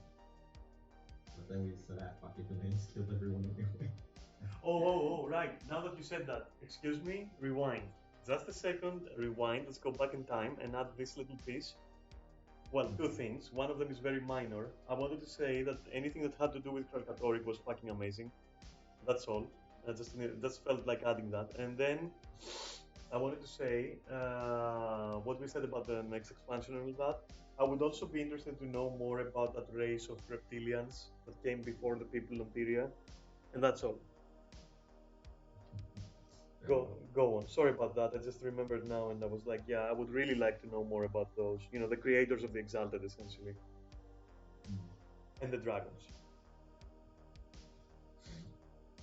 Yeah, no, I mean, like apart from that, like, I don't really have much else to say about the character stuff. Like I said, it's just a big writer saying the entire character. And like I said about the dragons, the Krakatork is like the only one who really got like justice in the way he was dealt with. Like everyone else didn't feel that way. I mean, if you read the Sea of Sorrows, for example, you got some more insight into Saita and his humans, and you can kind of see like what kind of a threat he actually was to the world. I don't know, it just feels like he came down way too easily considering what they represented, what they did. I mean, just him waking up, destroyed the entire big lion's arc and several other close cities. And like his minions were like the size of several ships combined in the ocean. This handled way too simply, and they already commented about moving. You're saying that the way we resolved the Krakatorik was not that strong. Yes. No, Saitan. Oh, Zaitan. Okay. Yeah. Okay. Sorry. Got you. Because I have the same complaint for Krakatorik though, because essentially Krakatorik talk no jutsu'd himself into defeat. That was weird. Anyway. Yeah, it's kind of weird. I also didn't really like the whole grand That thing, yeah. Just let him be a villain. It would have been a 10 out of 10. Now it's a 9 out of 10 for Krakatorik. Yeah, I really love the concept of the dragons, but they really not handled all that well in the game. Yeah. Like at all. But I do think the books handled Cycling, for example, really well. I do really like the Sea of Sorrows. It's probably my favorite heroes out of the three that exist. So, yeah. Yeah, I think the characters are competent, in my opinion. Some of them you will like, some of them you will not like. That's part of being competent, I guess, or written in a way that makes you form an opinion at least. Well, the surrounding supporting cast from the commander is very extremely good. Like, I don't really remember that one priestess that had like the sniper rifle, for example. Oh yeah. So you know what? I'm gonna like chime in. I'm gonna just say, would it be more accurate to actually comment, to criticize it more towards everyone that wasn't in the A team of the commander was absolutely a jobber. I think that's the major problem. Like the A team of the commander, to some degree, they were at least you could say they are characters. They are written characters on paper. But yeah. I was gonna say like I would say like Dragon's Watch. I enjoyed way more than the science of Final Fantasy. That's like the one comment I would make. Yeah, I will agree, absolutely fucking agree. Though that's not to say that we take back what we said. Tiny solos the scions in terms of who's more annoying. No diff. Solos the scions completely. Sure, bro. So yeah. Yeah, Final Fantasy is a huge writer's mistake. Like the entire character. Yeah, agree. Oh, and the Inquest. We never fucking. You know what? I would like more of that because the Inquest are such an interesting faction because of what of their ideals and what they represent. I kind of wanted to see more. You know? Yeah, I mean, they are responsible for a lot of things. So it's kind of weird that we never really got a conclusion on it for them. Yeah. We've been the most competent enemies we've had so far. And they're like behind the thumb all over that. It's like a small part of what they did, and that helped a lot of things and stuff. The consortium as well. I'd like to know more about the consortium. Hmm. I'd like to know more about these guys. I kind of like them actually. Yeah. No, I would like kinda to have an actually Asura storyline, Yeah. but yeah, we've never had that. But my main problem with it is it's definitely gonna involve more timing, so I don't want that. Yeah, but maybe we could distance ourselves from it. I mean, I found the subplot with Rad and Modern super interesting. Maybe we should have more of that. Maybe discover like a secret city or something. Yeah, but the problem is whenever we're gonna find anything noteworthy, we're gonna have that fucking screeching rat in our ears immediately. Fucking nerdgasming overpowered. They communicate their community broke. Perfect. I'm thinking more like her neck and the broke. I feel the Tsar and the Norn were assassinated in IBS completely. Yeah. Yeah. They were destroyed. I don't like that. I don't like that. And both of their main storylines got completely butchered. I mean, the Char were all about not having gods and higher powers, and then they became all Charmed worshippers. Yeah, it's Also- really weird. Also, huge fucking pussies for some reason, if I do say so myself. Like, in the Char story, I didn't play much of it, but like, one of the first things you can do is kill your superior because he shows signs of weakness. And in IBS, they make like a big fuss about blowing up a research facility. Like, Chars wouldn't give a shit about that. I don't know why Ritok gives a shit there at all. Yeah, Smoldur actually is the truest Tsar in the whole bunch over there. Yeah. Basically, it's like the Chars are portrayed from the start. Yeah. Like Really also, weird. What's this one? Like it's very weird because the fact that in the past, because the Char basically took their power, and it's like it's kind of weird how they use bot power and it's cheaper on them. yeah, I mean, Char are all about war and about atheism, basically. And both of that gets completely ruined in IBS. I also like when they kill some deserters for the Chars, which, yeah, for humans isn't the best thing to do, but for Chars, I can definitely see it, and I don't see why Ritok has a problem with it, to be honest. Another point I like to make, I hated how the fact that my character is an Ascalonian never came to play in that very heavy Tsar-centered story in IBS. I wish, Yeah, I fair. wish it was like they kind of maybe recognize you. Maybe your character has a slip in the dialogue, and you let know that basically you're Ascalonian, and like maybe that would have made an interesting like discussion, like an extra that you don't have if you declare to Logan that you're something else other than Ascalonian. I suspect the same would be if you chose that you're from Kantha, because you know humans can choose actually in the beginning. When Logan, I think either Logan or some other officer asks your character's origins, and you get the choice to say, you know, Ascalonian and proud of it, or like from Kantha or from Elona, I think as well. I think you only get that option if you select that you have that kind of system. Yeah, yeah, It's the yeah, sister storyline. yeah. Fine. Yeah, that one gives you the choice, the rest don't give that.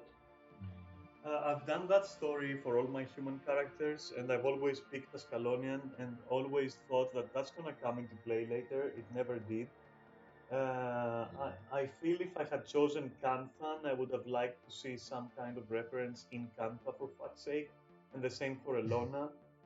You know, Yeah, but I think they decided to distance themselves from the choices in the base game. I mean, even what order you choose to represent pretty don't matter, except one part where you fight with Mordor, and you get your mentor. Yeah. Uh-huh. That's about it. Another part, choosing your faction. So Whispers, Priory, or the Vigil. Um, I think it's very annoying how very clearly, like very, very clearly though, the actual canon slash best choice, story-wise, is the Vigil. I don't like how they do that. I don't know. Well, for example, you start with like I've started with Whispers and I've started with the Vigil. I haven't started with Priory, so I reserve what I say. Take it with a grain of salt. But starting a character as Whispers, I immediately regretted it because in the first 10 minutes you're like, a secretive organization of thieves and spies and shadowy individuals, and they collect information, and it kind of intrigues you like the way that the shadow broker intrigues you in Mass Effect 2. And then within 2 missions, they become these raving lunatics that want to weaponize everything. So what's the fucking point? Like, what's the difference with Vigil then? Since Vigil is the most direct, what's the fucking difference? Because like, there's a whole video that tells you that literally the Whispers are also power-hungry maniacs, and they're just as direct with how they use force as the Vigil. So why pick them then? Like, what's the fucking difference? Just so that you can say, "Oh, we live in a cave." Like, whatever, man. It feels redundant. Like, I wish they made them a bit different in that. Like maybe even controversial a little bit, but they don't. Like the video clearly tells you, like, yeah, we want to destroy the dragons. I was like, am I watching a Vigil propaganda video, or am I watching like an intro to an intelligent faction that first wants to gather info, first wants to like measure things, wants to be careful, wants to be like delicate, wants to be strategic. But no, they present themselves, and I remember it clearly. I think I even told that to Neris, who was like voice at that point. I was like, dude, these guys are even more bloodthirsty and direct than the Vigil. Like they're just YOLOing it completely. Because I think they have like in the video they say something like, we gather information and then we use it to destroy our enemies permanently, like some fucking edge lord shit. And I'm like, whoa, why didn't I pick Vigil then? What's the fucking difference then? Honestly. I mean, their missions are more about subterfuge. The visuals are, which are just direct confrontations, basically. Yeah, but like they do want direct confrontation in the end. That's the problem. Oh yeah, they still want to kill their enemies, basically. Oh yeah, yeah. I'm not talking about that. I'm talking about like you would expect them to be significantly different between them. I guess I'm trying to say that the factions just aren't different enough. That's what I'm trying to say. I guess. I mean, I like Blake though. I mean, the way they play out, I don't know. you see, Well, I will disagree with that. What can I say? For me, the factions don't work. I mean, they're definitely like well worth. There's a lot of things you could have done with the factions that would have been a lot more interesting. Just like the personal story. Yeah, yeah, of course. I mean, I think overall the board game is really actually keeping up on it. Well, we're not gonna see it. It'll be pretty good. I wish in the next expansion again they kind of like cut off all ties from the rest of the game. I hope we're done with Vigil. I hope we're done with the factions, with the backstories. I hope we're done with the fucking Dragon's Watch. I hope we're done with even Orin if possible. I don't think it will happen, but I'm hoping hard that the next one is going to throw us in a situation and a world possibly where we are our own person and we will go about solving what needs to be solved in our own way, left to our own devices. Um, yeah, I would very much like that clean start again. I would love this right now in Guild Wars. Anyway, again, that's for the expansion. It's not really part of this conversation, but I don't know. I wanted to insert it here, okay? Shamelessly insert it. I do think they could do it the way it seems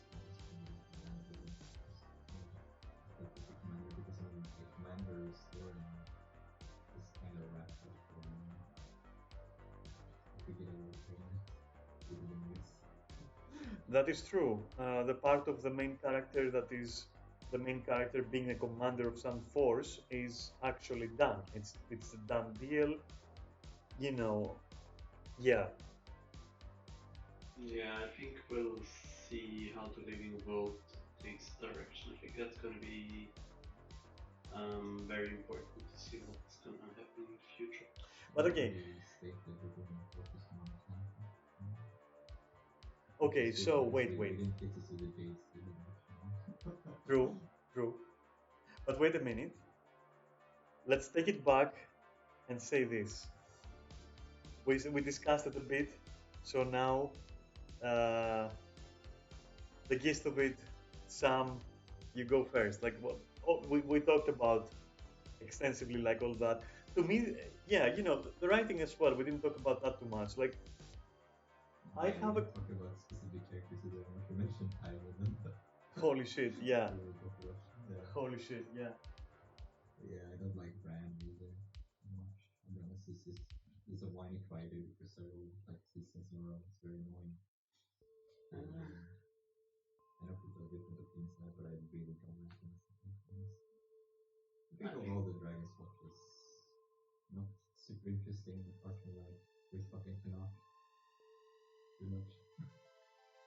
Yeah.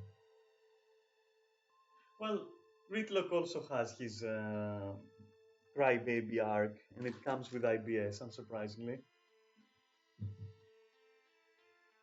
Kanak is just okay. He's very good. I loved Kanak. I don't like how they sidelined him in Kampa. Now, in terms of writing objectively, like what you see written in front of you, the lore, the books, the story, all of that shit, I will say that I have complaints in how certain things are presented to you grammatically or like in terms of like fluidity and language. I feel it's like a lot of people work together in different parts and they were not communicating with each other what each of them is writing.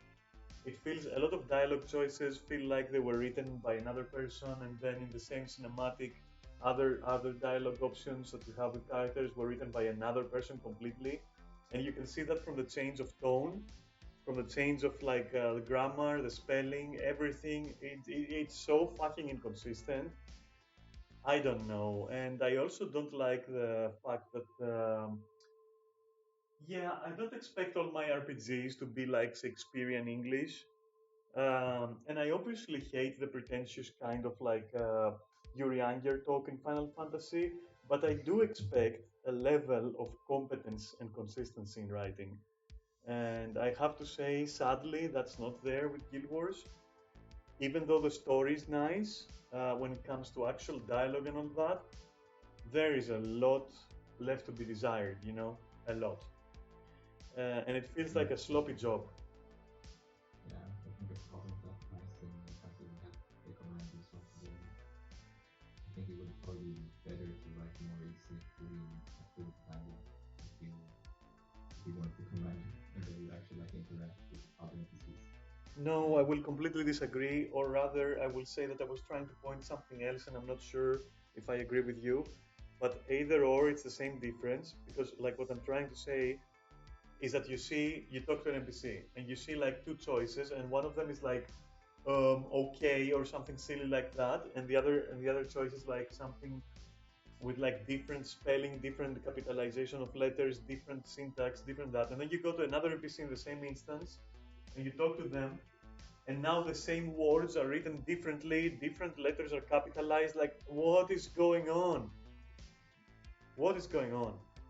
And I have numerous examples of that. Like, going through the whole story of my thief, I was going as a person with like probably low key OCD, I'm not even sure, or maybe, obsessing over small things like that, or perfectionism, I don't know, but I was noticing it and it was ripping my brain apart. Like, honestly, it gave me a headache. Like, guys, just fucking, quality assurance your stuff. Like, fucking test it, read it, have someone read it and tell you, like, that should be capitalized, that shouldn't be capitalized, that's not proper English, that's proper English. That's what I meant. I didn't mean necessarily the direction of like the dialogue or the style of the dialogue, which is probably what you're talking about, or what impact it has to the story. I'm talking about actual grammar, syntax, spelling, and cohesion. You know, consistency thereof. So that's what. Provided some screenshots. To see an example.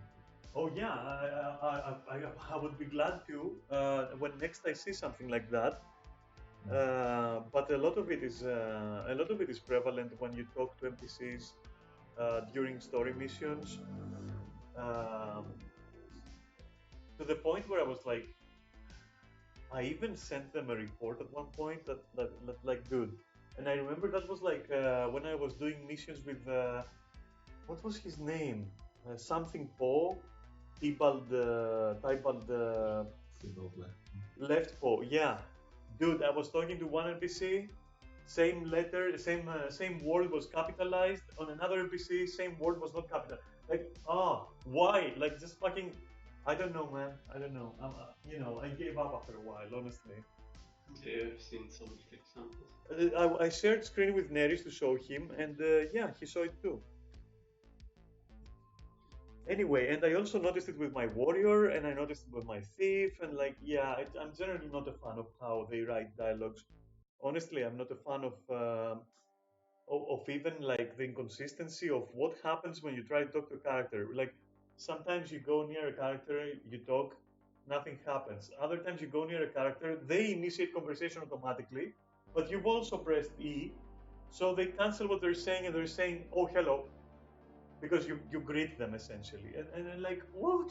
Like, dude, someone has to test this shit from fucking 0 to 100, from like every single mission, every single dialogue, they need to be reviewed.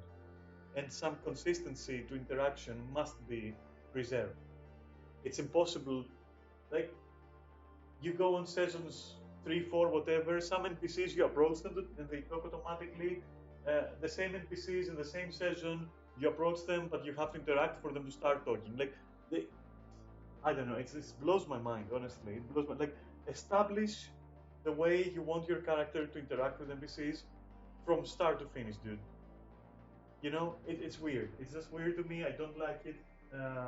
Maybe that's a technical complaint more than a writing complaint, but it affects dialogues the most. Therefore, I thought maybe I mentioned it here, but maybe I should have mentioned it like in the technical things, like when we go and talk about the technical issues of the game. But yeah, to me, it's terrible. Honestly, terrible. Like they really need to establish how you talk, how to communicate with NPCs, what triggers it, what kind of dialogue boxes you get, what these boxes say, and how they need to fucking to like what's the word? There's a word for that. Um, Not normalize it. They need to like make it the same. You know, to fuck it. I forgot the word. Anyway.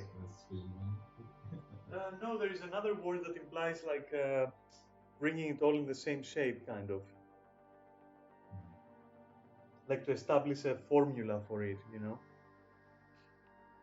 Anyway, beyond that though, um, if either of you has more to say about specific characters, I personally do not. Only as side discussion, I guess, but not really when it comes to criticizing it. But if you do, then gladly go on, both of you. I think the problem is a lot of characters are very forgettable in Guild Wars. Like, I like Rama, for example, but even then, he's not that big of a character. Yeah, no. It's a bit more. They might include him more, yeah, but like, I don't know, I don't feel like characters do much in the story for the most part. Because either we bash it and solve the problem like that, or Timey solves the problem for us. Feels like a lot of characters are just there to talk. Yeah, I do think there's a lot of side characters that don't really do much more than they get to be split in one scene.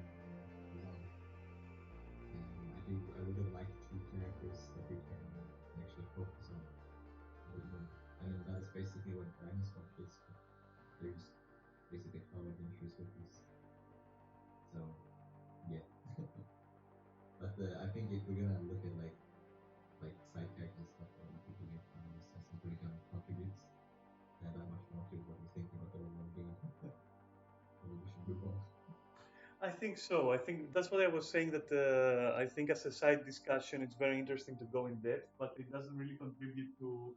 Are they really well written? Are they actually competent characters? Like, do they quote unquote exist? Do they actually have some depth? I think we all agree that again, a lot left to be desired. There's one thing I would call it more, just because it's a personal brand. Okay. But it's because, like I mentioned about IBS with the dragon, for example, Primordus and Doorman, how bad that was handled. Oh I also yeah. really didn't like what they did with Almora. Yes, I was about to say. Yes, this game suffers from involuntary Game of Thrones syndrome, where they don't really mean to copy the Game of Thrones thingy where you eliminate like key characters like it's fucking fish and chips or something, but they do it, and they do it in such a fashion that is like boring. Yeah, they just randomly kill off her character. I think the way they killed Almora was terrible, considering like what she's already like survived, like what kind of character she's. It is Yeah, like this is yeah. I think that what you're saying is like definitely correct, and I think that even though I usually welcome character deaths if they are warranted, if they are well established or built up to, or in some cases deserved, I guess. I think they did it for their own characters, because yes, I mean they did it for Almora, they did it for like fucking the two dragons, they did it for Balthazar. At this point, they're fucking up. Like they're killing off their own characters, man. Killing off all the characters except the character that is actually has a terminal disease. That too. yeah, they even did it for Mike. I also think was a long time. Oh, well, we're gonna go there. We're not. We haven't talked about the OD. It's coming right now, but we haven't been there yet. Just a second. Yeah. So then, I think we all like established how we feel about the story and the characters and the dialogues. More on rating. I guess the rating is gonna show what we really thought of it in the end, and that's gonna come last. But now, EOD separately, still relevant to what we were discussing, but separately for a few reasons. It's the recent expansion. It's like the selling point. It's on Steam. All of that shit. So on its own, let's talk about that. Like Neris, you go first. Like having established what you feel about the game and the characters already, now people will probably understand easier what you have to say about the OD right now. So go on. You mean in general or just a story?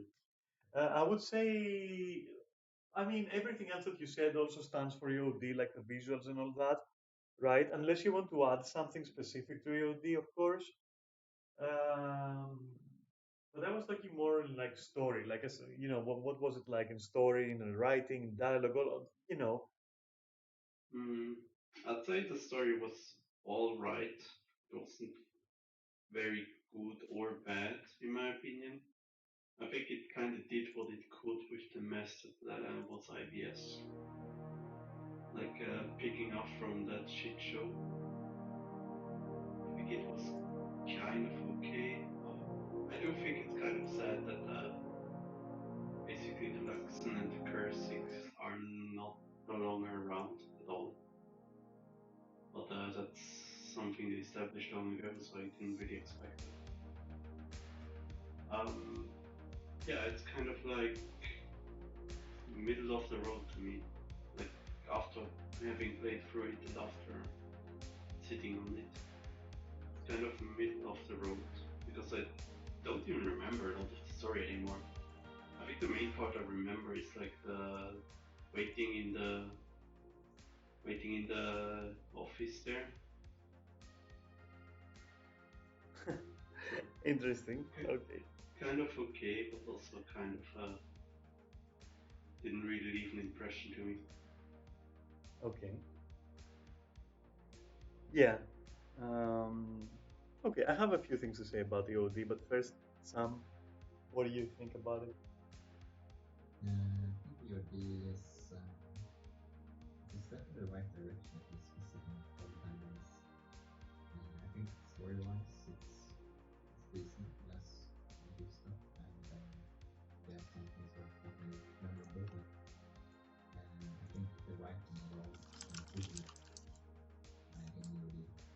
for art direction things that we have a lot of inconsistent places, such as Echo Wall and JP. But for like Echo Wall, the way they did the map and stuff, it was really not interesting. The thematically it's supposed to be super interesting, and visuals like suspended in like the forest. It sounds really cool, but it really wasn't executed all that well. And like art-wise, they for a lot of specializations is reused a lot of animations, and I think overall it is the laziest attempt yet in expansion. So then we think that the 500 times will get better in art direction. Okay. And the story and all that, like, what do you feel about the story? Because that's what we were discussing mostly. Yeah, no, it's definitely a success. I think the story is decent. This. And the idea has some interesting things. Things are not very interesting. and I think they will set up some new characters and problems. Everything like my king is supposed to be started to become interesting. It's a good yeah, I do think it's a step in the right direction. If we continue like this, like who knows, maybe in a couple of years they might actually have something memorable. Okay, because that's what I wanted to say as well. In terms of like competence in writing and all that, I would say that this looks like Baby's first reformed attempt. You know, it's still a baby writing. It's still its first serious attempt. At least it's kind of like reformed. Like it feels like the baby learned a lesson there with like IPS and all that shit. And now they're trying like something good at once, but like for once, sorry. But like still, we have the same problems. Interesting characters getting demolished. Uninteresting characters are attempted to be established for no reason with no base, like Anka. Um, Villains return that were never interesting to begin with, like the Etherblade Pirates. I would be more interested with Inko for the Inquest, for example. Why the Etherblade Pirates? No one fucking knows. So I don't know. It's very hit or miss. It's good for a first attempt at starting over, or like attempting to like really sharpen your claws on writing, I guess, and on creating an interesting expansion. And that's as much generosity as this thing is gonna receive from me. And I say thing, but like no negative connotations here. Like, but that's also as far as I'll go in praising it. Location-wise, Kantha, I don't know. I expected it less interesting than it was. Um, I can tell that like you go inside Tung, right? And it's beautiful. It's beautiful, and I don't like Asian themed expansions, but it's beautiful. Honestly, it's genuinely just beautiful. It's like they took everything they learned from like map crafting, let's say, and you know, Saitung just fucking portrays that, and that's why it's first and foremost. Like that's where you go first. I'm pretty sure. Like they fucking knew that they were gonna experiment with the rest of the maps, and so but with this one they wanted to do something well, and they did it well. You know, they took an established theme of an Asian expansion, and right out of the door you're greeted by a Tolkien Asian expansion area, and it does it very very well, and it's a beautiful area. Um, I liked how you go there. I liked how the mission plays out, like all the and even the dialogues. Again, it feels like now they know what they're doing, and they're putting it to use. I won't say to good use, but to some use, and then it shows that they kind of like matured a little bit there. Um, but then again, as you said, we then go into Kaineng, which to me is a very brave concept, and I applaud them for trying to make a whole map a city. And I've never seen it before to that scale, and in general, that's a genuinely good try. Still, a failure. Because if you pay a little bit of attention to Kaineng, you will see all sorts of problems. It has certain areas of it have the problems of tangled depths, Other areas of it are just boring and repetitive to look at. Other areas just don't make any sense in terms of props. You see some buildings and they don't have an exit or an entrance. They're just like windows on concrete, and there's like wood and concrete and then wood and then fucking concrete, and like how do people live there? Like, it kind of like takes you out of the immersion, even though it is generally very impressive to see. Like if you just go there for the first time, and it's a whole city and it's huge and it's steampunk a little bit, and like, yeah, it wows you. You go like, wow, that's nice. And the whole map is the city. That's very nice. And they almost fucking do it perfectly, but no, it just fails. Like it Yeah, fails at 99% or something. It's crazy.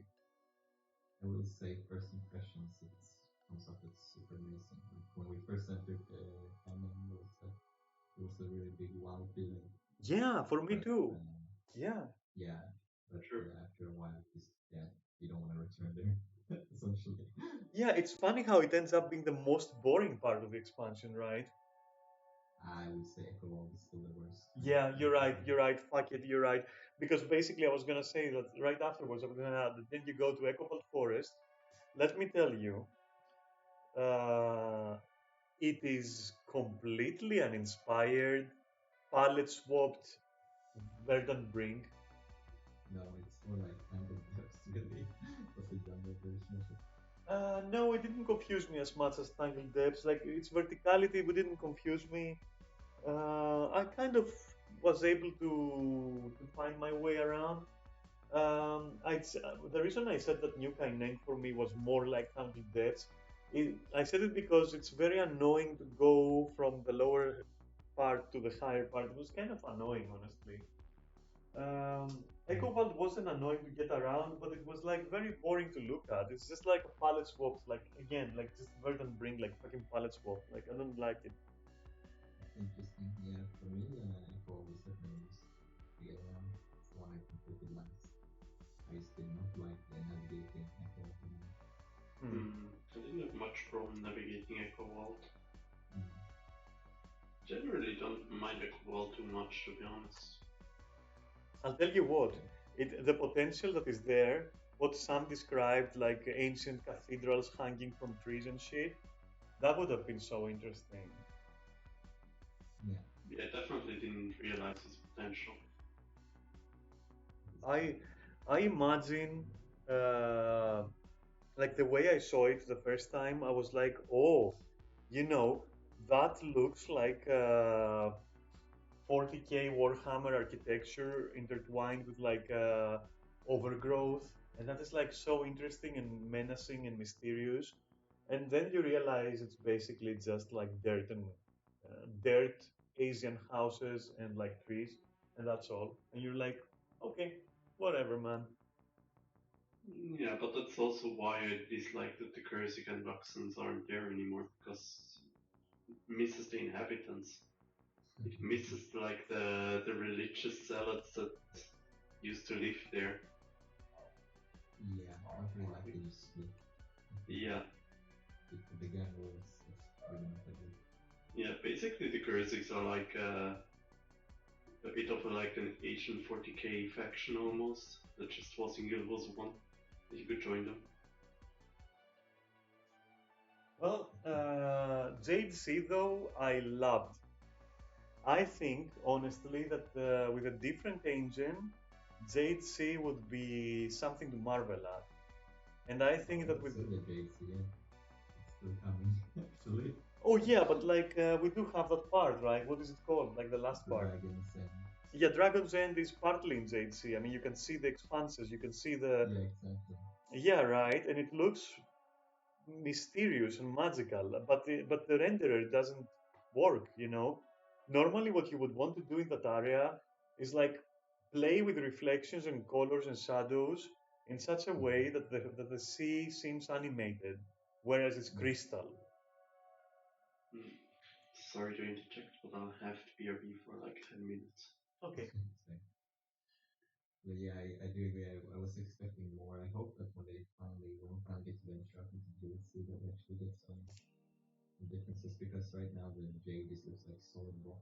Yeah, it's just That's solid very rock. interesting. Yeah. With the current renderer, it's still beautiful.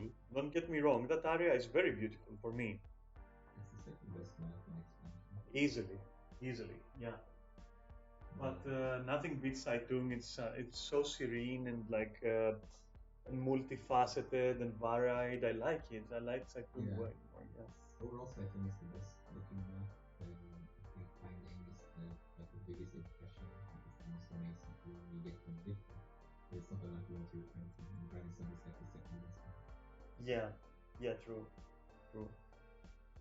So a lot of people had a complaint about Kaineng that there aren't enough NPCs running around. I think that is not the problem.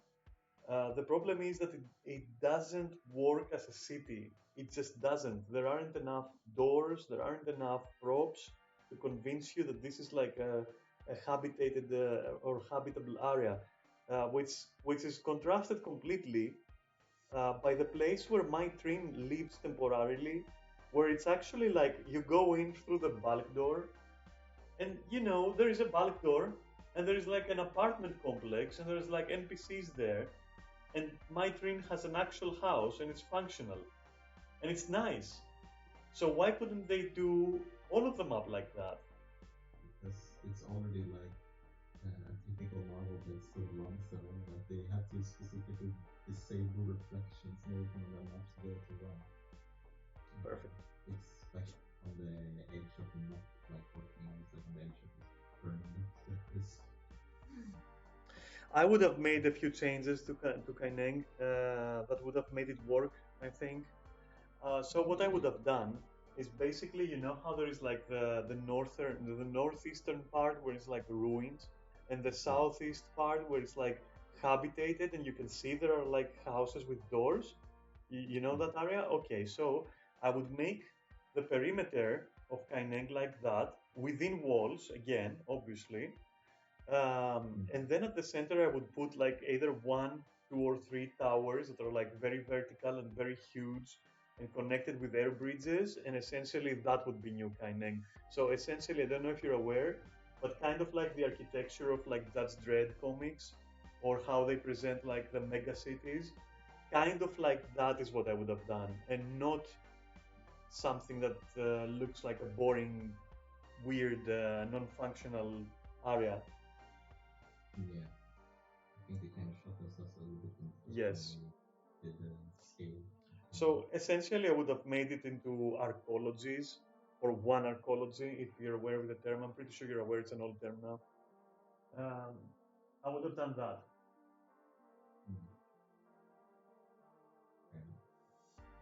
Yeah, and it would still look very impressive. I would have put like the huge jade crystal statue. I would have put it like inside, in between those large towers, skyscrapers.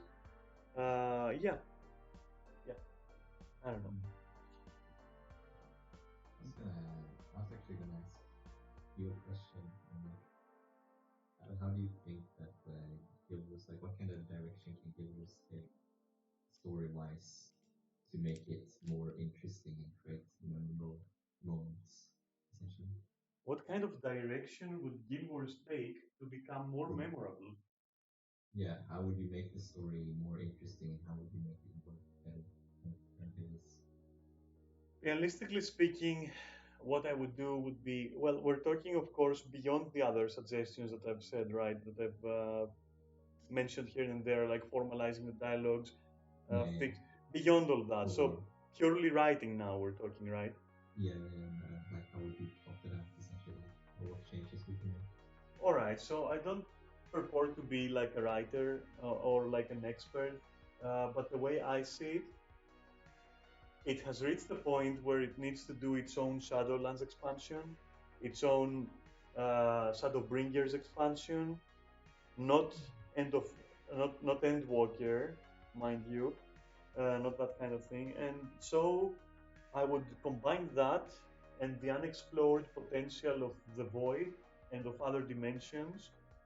I would combine that with a clean slate for the player character, where you may still be referred to as the commander, of course, because you need to have voiced lines, okay? And the commander now serves just as a title, as an honorary title. so that they don't have to spell your name and voice it, obviously. And then start with almost a blank slate where maybe something happens and you can't contact Orin anymore. You're separated, you don't have your abilities. Your friends, maybe like your Dragon's Watch or whatever, I would find a way to keep them uh, just as voices on an intercom. That works. That's fine. That's okay. Preferably not at all, but maybe that's not possible. Um, and I would start like that, and I would make an expansion where, because we're in a different dimension, because we're in the Mad King's realm, maybe, or maybe the Mad King's realm is in that location as well. Maybe mix it a little bit with a mist, bridge it like that a little bit, push it a little bit, and move it that way, where basically you're a stranger in a strange land, just like the Avatar in Ultima, where basically you are sucked into this magic world and you are this modern person, but everything you see and everything you do challenges what you know as established. Um, Maybe where different kinds of magic exist, maybe where different kinds of laws apply in terms of physics, that kind of thing. And that's how I would take it from there. Like, because the game needs a clean start right now with the next expansion. It really does need one. Yeah, we talked about it before, about possibly like a Mad Realms expansion. I think that would be very interesting because I feel like we never really got a conclusion to Blood and Madness, and I think we could probably create a lot of interesting writing parts from just that alone, and also separate us a bit from the rest of the crew of Dragon's Watch. I would be very glad if, like, the intro to this strange world was through the mists, because the mists are the closest known and familiar place that we have, into the Mud Realm, which would work as like a as like an intro realm that connects the mists into the void, let's say. And then I would go all out. So if the expansion was going to have 6 maps or 5 maps, one of them would be sort of on the brink of reality as we know it, so the mists, and then descending into the Mud Realm, maybe even by mistake. And then you have to actually negotiate maybe with the Mad King to allow you passage the next map somehow, perhaps. And then from there you go into the complete unknown. That's how I would, and I would actually, I think that would allow the writers and creators of the maps and all that, and the artists, to really express some concepts and ideas that they're trying to express in certain maps, but don't work because, as I said in the beginning, they are trying to keep it grounded. But in a situation like this, they would no longer have to keep it grounded. That's what I think. I think it would be a very interesting idea also to try and take away that sensation that you're the one, you're the chosen, you're the commander. Take that away a little bit. Make us feel like we are. Maybe even try to justify the existence of other players who canonically cannot be there because they are also the commander, so they really just can't be there. And maybe justify it by saying that because mists, because Mud King Realm, because fucking Void, you're basically seeing reflections or versions of yourself, and you actually have to work with them to complete objectives, and that justifies how there are like 20,000 commanders doing career, you know. And that would be very, very interesting as well to play it out like that. Yeah, it could be tied to the soul. It would be interesting if you die in Hellfire actually had some ramifications later down the line. Yeah, true, true. And that could also justify multiple versions of the commander because it's a sort of soul different bodies. Exactly, yeah. So that's what I would do in terms of writing. I would try to avoid uh, anything resembling a fight with a god again. Please don't do that again.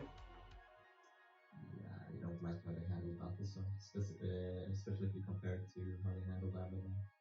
No, yeah, I think the next expansion needs like a genuine bad guy. It needs a genuine bad guy who needs to die at the end properly and have like a proper closure, but who may be a lieutenant of the actual, I don't know, Archon of the realm or something. That would be very nice, honestly. Something like that, like a relatable little story where we can focus our objectives and like one where you also like feel that you are pitted against an opponent of your caliber. Because so far we've been pitted against complete jobbers or absolute monsters.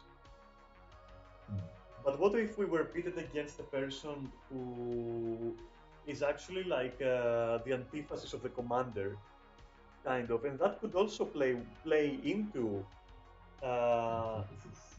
yeah, antithesis. Yeah, sorry, yeah. In what regard? In the regard that maybe they in that realm try to do what you do under for different circumstance, for different enemies, for not like that there is like a Krakatorik there as well. You know, don't go that far. But like they also had to try to save the realm and fail. This sounds like Shadowbringers used to be. Kind of yes, but it needs something like that though. It needs something like that because what are you gonna do? Another dragon? What? Seriously? The Void Dragon now? I mean, come on. I think people are kind of fed up with the dragons. I don't think they're gonna be focusing on that anymore. Exactly. Final Fantasy got summoned. Yeah, we were talking about what kind of story elements you could bring to the game to improve the consumption. Like what kind of direction could we go in? Yeah, no, something like that. I would be very interested to see, and I wouldn't even mind if in the end it was Tokunozutsu that wins the day. I wouldn't mind that, as long as it's done correctly, you know, really correctly. But like you know how Dragon Ball had this Black Goku arc, for example, something like that.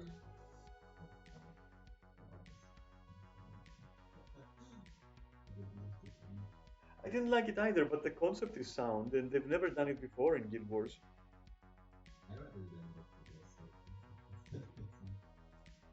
Not so interesting. Well, they're not mutually exclusive, you know. Yeah. One thing I didn't mention is I actually really like the fractals. I think it's good. I like the fractals so well. Anyway, I think we talked about all of the story and expansions we could talk about, and now it's finally time to get into the meat of the story. It's time to talk about first technical stuff, any technical complaints we might have, and all that.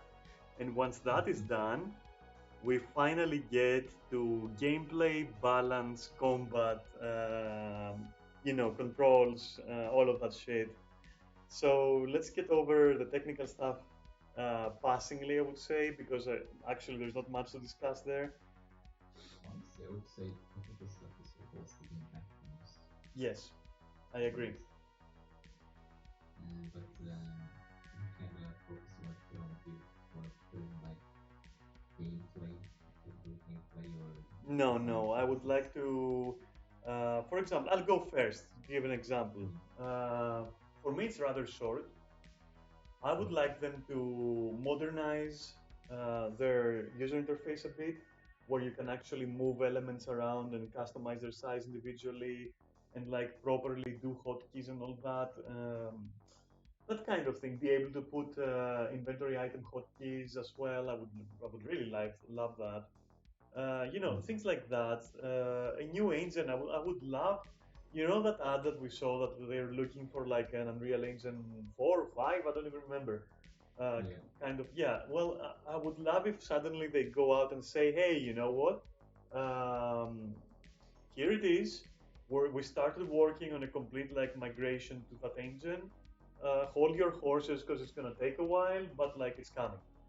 If they say something like that, then all I have to say, and even if they don't do that, again, all I have to say is that the game is in dire need of modernization in various departments. Like as I said, the user interface, the controls, the dialogue boxes, like how responsive they are. You know, all those like little things that add up in the end and they kind of tire you. Like but yeah, some minor things that I have noticed are like, for example, some abilities fail to fire off. I had the same with Final Fantasy. It's not my PC.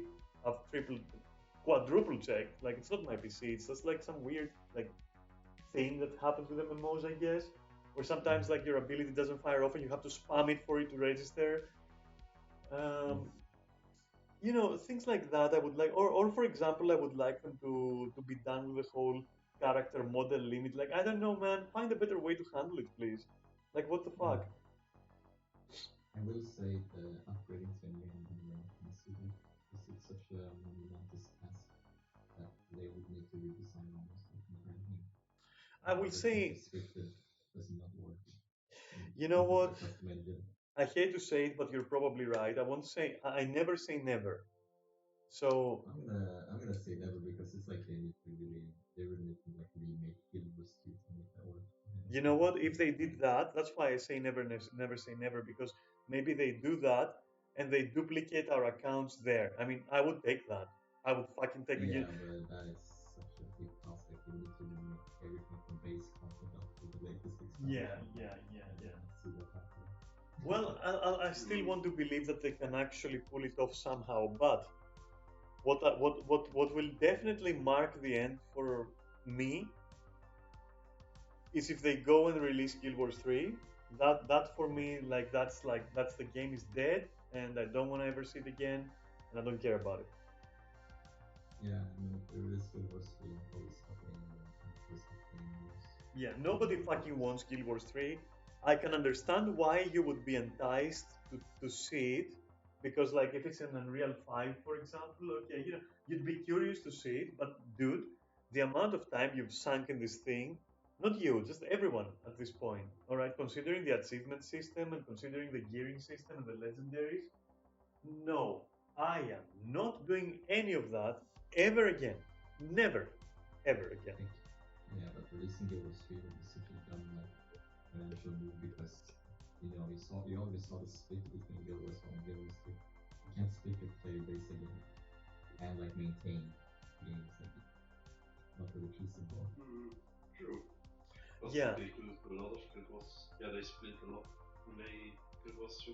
Yeah, but we have to separate the discussion here because I'm not here to argue how each of those things is possible. All I said is I wish the game goes on Unreal Engine 5. I don't know if it can be done or not. I will say that I don't really know, but it would be awesome. That's all I'm saying.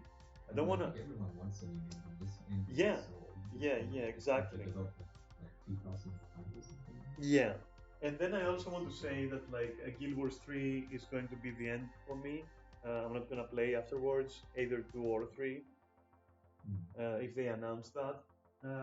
What else can I say about the technical stuff? Like I did say, my major complaint is some minor glitches. Apparently, I'll call them that, like some minor glitches, I guess.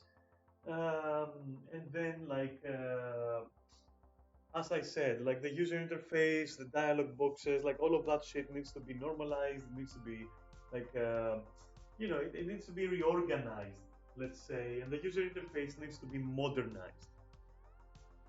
You know, even though it looks cool, okay, and it's functional and it's sleek, you know, it's sleek, okay, but it needs to have more function and form. Yeah, I do agree that you should be able to customize the UI, even though I wouldn't be And the hotkeys and all that, yeah, and the model limit thing, it needs to go. Some of the options on the options menu are like telltale signs that this shit is like ancient. Yeah, The biggest sin of Guild Wars is the optimization of the game because it's very poorly optimized. Of course, I forgot to say that. Thank you. Optimization and more optimization, and then even more. For real. But that's all I got to say about the technical stuff. So you guys go ahead, and I guess Neris first. I guess technical stuff isn't really much more to say than what you did, basically. It's very poorly optimized. It's fucking weird that you can't disable effects of others, for example. Yes. And that you have to put down fucking model limit in big areas. So Yeah, no, technically it's not up to snuff, I would say. Yep. I'd say. Like, coming from Final Fantasy, which didn't really have lots of noticeable bugs, or some abilities not firing, what Guild Wars comparatively is way more scuffed in a lot of areas. Quick insert. What about the wrapping? Before we go for the final stage, which is combat balance, blah blah. What about the wrapping? Like all the things around Guild Wars, like the shop, content creation, community, all of that shit surrounding it. You know, comment freestyle, like just go at it. Well, it's kind of not really there for a lot of it. Like, outside of Guild Wars, you barely hear or see anything for Guild Wars about the community. Community itself is ranging from okay people to the complete goddamn worst idiots that rival Final Fantasy, in my opinion. So, I don't have the best impression of the community, and a lot of them also seem to just follow whatever is popular a lot. So, yeah. Yeah, no, I play since the start as well. We have a completely different experiences with the games. Overall, I would say that a lot of people are making stuff very nice people. It's quite the kind of listening and communicating and fun.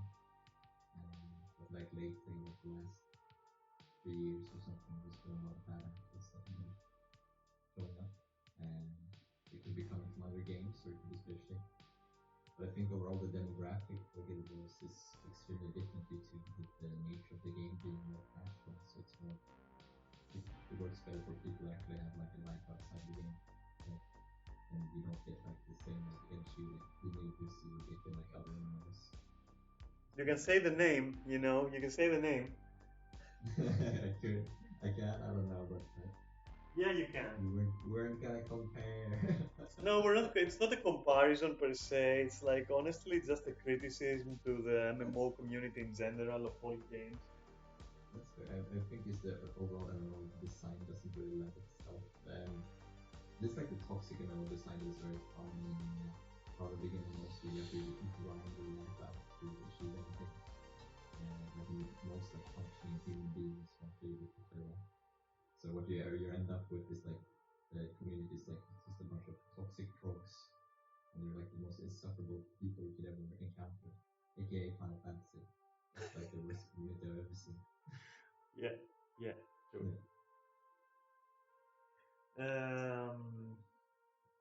I'll tell you this: content creators, cover ads, tweets, and all that. I think it's at like a 2 out of 10. It's like it's not getting the popularity it deserves, I guess. In terms of shop, it's a very honest shop. It's mostly, with a few exceptions, it's mostly pay for convenience. I don't see any pay to win so far. I don't see, they give some free stuff that are very nice lately, very cool free stuff. The game itself is fairly priced. I can't blame it. It's fairly priced. Um, Completely free to play, you'd have to be very smart to do it. It can be done, but you'd have to be very, very industrious and practical, and you'd have to be a little bit of a monster in terms of patience. Not too much, but you'll need some patience there, you know, but it can happen. I think you could use completely free to play for into loopholes where you don't want to go and make the game that's super addictive so people can't stop playing game, aka League of Legends. Yeah, no, wait. I'm not saying that I'm not blaming the game. I'm just saying that yes, you are expected, and rightfully so, to fork out some money beyond the initial price of admission in the form of like quality of life items. And all this is deserved, in my humble opinion. So, you know, I praise it for its shop and its pricing and everything, I guess. It's pretty cool. A lot of talent goes into the skins that you'll get from the shop, especially the mounts. I hate the outfits. I already said that, but whatever. We all do. Yeah. The community. Uh, well, I'll tell you what. There are some good people, and there are a lot of bad apples as well. Not in the form of toxicity, but more in the form of incompetence. To surprising degrees, to surprising degrees, which to me sounds like the game um, needs to be given some slack, because a lot of people say, oh, it's so hard to get into or to get back into.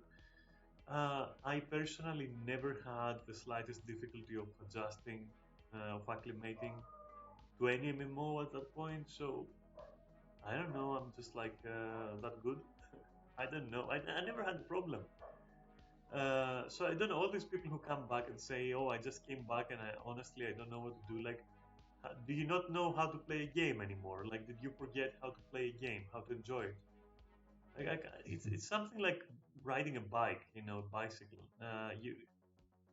You can either have fun or not, and having guided fun means you'll have no fun the moment the guidance stops. And other players don't owe you any guidance, so you know. Yeah. I think the fact that people get confused about is the fact that they have options on what to do, other than like being like railed into doing like one thing. Like this, you have to do story just like any other content. Like any other MMOs, you are very much more free to just do whatever you want in the rooms. Yeah, I was always surprised by that. Like, even in PlanetSide, where it's touted as having the steepest learning curve ever. I mean, bro, it's an FPS. You go in there, you press the button and it fires things at other things, and you kill them or they kill you. And there's also points. I don't know if you've played like Counter Strike or fucking Battlefield. I don't know the first Battlefield games, like Battlefield 2 or something. You go near it, you fucking capture it. That's the game, bro. Like that's the game. What do you want me to say? Like, what's there to learn? Just aim and fire, hope for the best, have some fun, make some friends. So it's the same with Guild Wars. A lot of people say, "Oh my God, the learning curve. Oh my God, this that. They don't take you by the hand." Well, as a guild leader, I'll tell you this: if I have to take a person by the hand, uh, they have no place in the guild. So if the game has to take you by the hand, maybe it's not a good thing that you're playing this game. Maybe you should play, I don't know, Among Us or something. Like, for real, it's just an RPG. And I'm saying this with like as kindly as I can. And of course there are people in the guild, even in my guild, like I'm talking about our guild now, right? Where they have come out and said, "Oh, I don't know what to do, I just don't know what to do anymore." And in reality, what we do to help them is literally just tell them, "Hey, uh, just play the game. What are you doing? Like, are you like were you playing story before you left? Yes, okay. It's now time to finish the story." And we're also doing dailies sometimes. You want to join, you're free to join, and that's all, man. That's all. Like, they come to us with like questions like, "What should I play?" Um, Unironically, what feels good for you. We're not here like to validate you. And why am I mentioning this? Because in a macro scale, that's also Guild Wars. It's telling you, hey, here are some classes, and here is a beautiful world. Go and explore. No one is expecting you to raid. No one is expecting you to have a certain build. Go out there, play the fucking game, say hello to a few people, have some fun. I don't know. That's the virtual grass. It's nice virtual grass. It's okay. Die sometimes, win sometimes. There's events. They're meant for you to go there. They're not meant for you to look at them and say, "Oh my God, that's so difficult." Just go there. Just go there. Just do it. It's not easy. Like, there's nothing we can say. There's nothing we can say. We can't tell you what to like. We can't tell you what to progress. We can't tell you what to do. Like, when someone asks me, like, what class should I play? Which class is meta? I mean, Meta for who? For you? For me? For raiding? For the game? For numbers? For high numbers on a golem? Like meta. I'm not like taking a jab at my own guild members here. I'm only taking a jab at people implying that games are hard lately. Games are not hard. You just forgot how to play games. That's all. And the only reason I have so many hours as I do in Guild Wars is that it doesn't hold your hand. I like being able to do what I want. Yeah. Not being forced into playing what I do what I'm doing. And again, I mean, maybe even now there are members of our guild watching this and they're going like, "Oh man, that bitch Daphne fucking just burned us all, just roasted us." I'm not roasting anyone. It's literally just, take a deep breath. Forget what I like. Forget what Neris likes. Forget what people who raid like. Pick a class. Spend some time on it. You don't have a time limit. You don't have to finish the game today. And you don't have to go to level 80 today. And just play the game. Play a little bit of this class and a little bit of that class. And most of all, you roast me? Fuck off. Say, someone get in the game and ban that guy right now. You're banned. That's it, you're banned. You're fucking banned. Alright. My god. But yeah, that's my message to you is like just relax. Just fucking chill, okay? Just fucking chill. Go and play the fucking game. Any meaningful questions? Yes, we will answer meaningful questions. We will answer opinions. We can give opinions. But we never will tell you what to play, okay? Because just fucking play the game. It's a nice game. Just go out there, find items. I don't know. Find treasure, man. Finding treasure is cool. Go find some treasure. I don't know. Up to you. That's what I'm trying to say. And so, yes, I think anyway that wraps it up, and we can go finally into balance and combat and like all the stuff that everyone is waiting for us to talk about, right? Biggest scene. the biggest, like the big meat, the fucking. Yeah, that's what I left it last for a purpose, just on purpose completely because like people, who knew that I was gonna stream, for example, they would like probably, when are they gonna talk about balance? When are they gonna fucking cry about something, if these guys watched until now, that's more people watching me for a longer period of time. Yeah, I mean balancing was so bad that we didn't stop playing the game for another battle. But actually, balance is why I stopped playing the game, and if I ever stop playing the game, it's most likely the reason I would do so. It's very interesting to me because it's such a dual aspect of the game because it has the best combat, but like the worst balancing. Yeah, it's truly just fucking min-maxing it. Yeah, so let's structure this. Okay, balance. Okay. I guess for combat we have nothing to say. It's awesome. End of story. Yeah. Yeah. Combat is awesome. Just the animations need to be with. Yeah, no, we talked about it. Don't bring it up. You are forbidden from talking about that. But no, what I meant was like, that animations we talked about, but like combat itself. Before we go into balance, combat itself is amazing.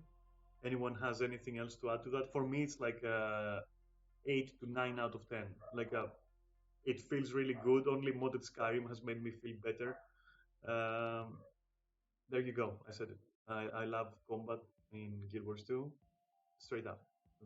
Yeah. I mean, out of all the top MMOs on the market right now, there's nothing considering close to simulating how well Guild Wars 2 flows with its encounters. Yeah. That you can just do like for hours on end. No floaty animations. No fucking. Everything you do has weight. It's like, you know what? It's just like the response of the enemies, like you fling them around, you ragdoll enemies, they rag. It's good. It's a solid golden 8 out of 10. Gold 8 out of 10 for sure. And now, Neris, you have anything to add to that? By the way, probably. Not really. Okay. balance. Okay. The only thing I do that I would like to have proper tanking. That's all. Yeah, but that's balance, isn't it? Right? Not really. No? Balance is just between the classes. It's encounter designs. It's base of gameplay. It's I just guess it's roll and gameplay. use Yeah, right yeah, there. yeah. I mean, what we have in raids is not really tanking. It's their attempt. Their attempt, but it should be expanded upon and actually being implemented into the whole game, in my opinion. Yes, Yeah. I agree. The same could go for healing, in my opinion. Yeah, though I do think healing is closer to being decent. It's definitely closer. Yeah, it's definitely closer to being a thing, to being distinct. Yeah. Yeah. Also very healing builders, something like that. They could do Yeah. Okay, but tanking in it, yeah, I would love to be thick and aggro actually. Yeah. Yeah, seeing as that is my main game, I enjoy. Yeah. I think that's liking for me. And that's why I can't give it a 9 or 10, but I give it an 8 with like a gold stamp on it. Yeah. Yeah. I would give it an 8 as well, even with the lack of that. Yeah, exactly. For how good it is. I mean, for me, like considering it's like what's the alternative to Guild Wars Combat? Like what are the other MMOs doing? This is really not going to consider. Yes, but some we're not comparing those, so it's got to be. We're not comparing, but we mentioned it before. Yeah, but it's got to be an 8 because the 9 is for if you compare it, for example, with other things. So yeah. 9 is for what? I would give a 9 if I was to compare it to some MMOs, for example, as well. Yeah. But in a vacuum, it's an 8. Because I do miss my tanking, I miss my tanking, I miss my aggro system. Come on. But yeah, okay. Let's go. Balance, and then we wrap it up. The balance is dog shit. Well, yes. It's kind of better than when we left, I have to say, because there are more classes, like objectively, more classes that are playable. But still, at the same time, it feels worse. At the same time, because it's so polarizing. The mechanism is pretty bad right now because it's just everywhere, very annoying. But I would say like the last couple of patches have actually been a very good time. It's definitely not perfect. It has a long way to go.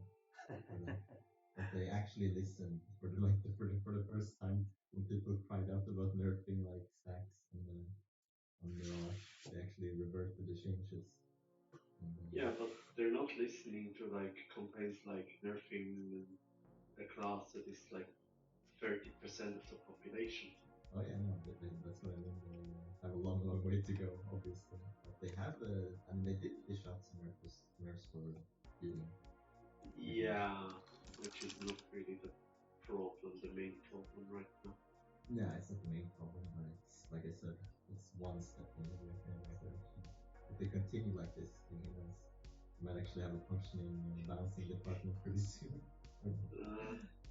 I honestly think maybe I'm too harsh on this, but I really hate how they do it. Like it's way too slow for obvious problems. Yeah. And it's way too obvious that there is a bias. So that is like my biggest black mark to the game, and it's something I really hate. Oh yeah, of course it's the biggest sin as well. And the bias is pretty bad in the Discord leaks came out. It's pretty terrible. But yeah, no, I agree that there's a lot to be decided. That's for sure. I am completely amazed by their lack of understanding of how their game works. Like, what the fuck are they doing? Like, they're messing up so. It's almost a joke. Like, I'm watching them do the things they do. Yes, the last patch was a step in the right direction. Blah blah blah. But holy fuck. After the patch before that, everything is a step. Like you could start walking backwards, it would be a stepping forward. Like holy shit. But yeah, oh man, they dropped the ball on every single class on fucking OD. They fucked up with Machinist or with Mechanist, and that shit is here to stay now. Like prepare for another 2 years, 1 year of like Mechanist and Firebrand. Like holy fuck, man, I don't know. And I like all the copium, like the copium. Like honestly, copium central. Like everyone is a copium dealer in fucking Guild Wars. Like yeah, Bladesworn quickness, quickness Bladesworn. Yes, now it's useful. Thank you. It's pretty bad, but it's not that close to Final Fantasy's copy. Yeah, wait, wait. Oh, whoa there, buddy. Listen, Final Fantasy has a very different problem when it comes to balance. Yes, copium. Yes, you're right. Yeah. But in terms of balance, no, I'm sorry, but like they wish they were. I'm not comparing balance, but the communities kind of feel like more polar opposites. Yeah, but let's not. Okay, back off, Mister. There is cynical opinions.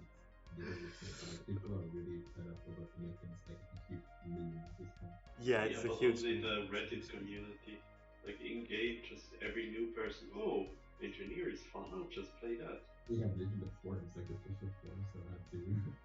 To be fair, the official forums have always been a huge cesspool of whining. Oh yeah, of course.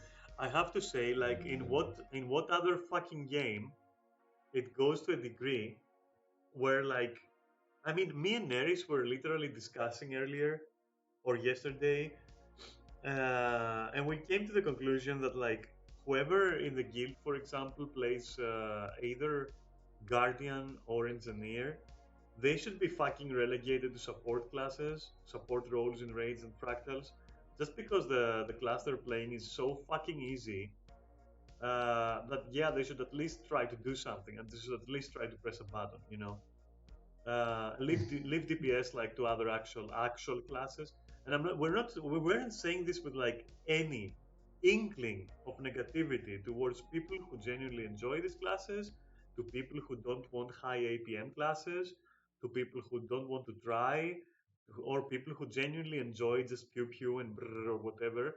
But like it's becoming a necessity because like you see classes like Mechanist, and you ask them, okay, what do you want to do as Mechanist? And they're like, okay, I'll do DPS. So literally, you're telling me you want to come to the raid and you want to press literally one button and then win the raid, and also have the highest DPS. And again, it's not about having the highest DPS. I couldn't give a fuck about that.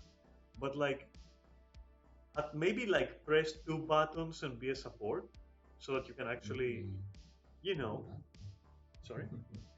Maybe that's what they like. Maybe they like doing the big damage by pressing. Maybe that's what gives them like dopamine points. Yeah, but if you want to do that, I think that you should probably, work for it a little bit. Yeah, I don't think. Yeah, I think so as well. But like, I don't think it's necessarily the player's fault. Oh, I already said it's not the player's fault. I already said it. But let me give you an example. For example, unashamedly, I'm gonna put myself in this example. For example, I'm playing Bladesworn, right? Now, Bladesworn, let me tell you, it's a very clunky golem class. Okay, that's what it is. I also play Thief. I also play Zerker. I play Condi Thief. I play Staff Thief. All right, I play Zerker. I play Quickness Bladesworn, and I play Bladesworn as well. I used to play Condi Zerker as well. I kind of have to work for those numbers, not to a degree where like, bro, I'm sweating here. I'm like, I don't know, I'm a plebe, I'm fucking sweating in the fields all day. No, it's not like that. But you're literally pushing one button. You know what? I really value. I'm not gonna say names. I really value that one person who does that, who plays Mechanist, DPS, so the one button wonder. But whenever there is a job to do in the fucking raid, they're the first one to say, I'll do that. Oh, and there's also another job, I'll do that too. And there's another job, I'll do that too. And they also cover quickness as well. Yeah. And Sam, you're also one of those. Like you're also playing like these weird Mechanist classes and like Firebrand classes, but you're doing everything. You're doing everything that you can. And Neris as well, he's doing everything that he can. So I'm not talking about these people. I'm talking about the specific like kind of player that you get lately, where they're useless. They're like they don't take initiative, they're useless, and the only thing they have going for them is playing like a fucking AFK class. To these people is what I'm referring to, that we should actually tell them, guys, listen, at least alleviate what the rest of us are doing, you know? That's all I'm saying. I'm not saying ostracize those who are playing machinists. No, no, no. I'm not saying anything like that. But like, if you want to raid and you're like pressing one button and you're not doing anything, and when like the squad leader is telling you, we need someone to go at that location at that time, who's gonna do it? Raise your fucking arm because you're doing nothing. You're literally doing nothing. Your rotation does not depend on position. Your rotation does not even depend on range. You're doing nothing. You're just there. You're like a tourist. I mean, the way the state that Mechanist currently is in, it should do less DPS than Reaper, for sure. I mean, it's a ranged class and you don't have to do anything. Yeah. Yeah. Should do less damage than Reaper does. To be honest, in a properly balanced game, Reaper should be one of the highest DPS classes. It just isn't. It's pure meat. It's almost pure melee. Very selfish class. It should be high damage. It should be higher damage, but I don't think it should be like among the highest because it's easy to play. Yeah. Super easy to play. It's easy to play. Yeah. That's why if you want to take ease of play as well, then yeah, it should be on like a decent medium, but it shouldn't be like one of the lowest DPS in the game. Yeah, no, yeah. I know, of course. Definitely, it's desperate for buffs because it is really dog shit right now. You can still pull off like the dummy thing. You can still pull off 1820. I mean, Yeah. Talking about the Reaper, yeah. Yeah, I mean, on dummy it can do like up to, you can do close to 30. Yeah. Fully optimized. But Yeah. in reality, you're never gonna see those numbers like how it was. I mean, fully optimized 30k on the dummy is good. Like, I would say that Mechanist is the class that's closest to their benchmarks and like almost any half of it could be range. Yeah. Well, what can I say, guys? I mean, we can sit here another 2 hours and complain about individual classes, but what we can do instead is say this, and I'm not trying to cut it short, but it has been 3 hours, and I do want to go and play, but I'm not doing it for that, right? It's just that honestly, in all due reality, it's an MMO with lots of classes, builds, and items, and we cannot consolidate enough if we start going into specific classes. So what I want to do, yeah, it's impossible. It's going to take another 5 hours. But what we can do definitely is agree that the game is in a terrible state. Remember when we said unanimously, like, combat is amazing? I think we can unanimously also say balance and the handling of classes and abilities is fucking terrible. It's bad, but honestly, I wouldn't say it's worse than when we left the game. It's gone a little bit It still was terrible back then. Like, it's still terrible now. It's still terrible then. Of course, but it's not as oppressive as it was. I don't know, because all they did was take out Scourge and added Mechanist. No, they also really tuned down Outlaws. It's still super good, but it's... Yeah, but it's still super good though. It's still, I don't know. No, it's shit. No, yeah, well, I disagree that it's like, I wouldn't say it's like, oh, it's a horrible thing. I would say it's I would bad. definitely say it's a horrible state. If you have 27 classes, and 50% of them are free classes, that is horrible. No way around it, in my opinion. Yeah, no. Well, all right, final. This is the moment. Okay, so first individual category rating and then a total rating. Okay, and if I sound rusty, it's because I do want to go and play, because I do like the fucking game, and you do too. And even those watching should go and fucking play the game. And with that in mind,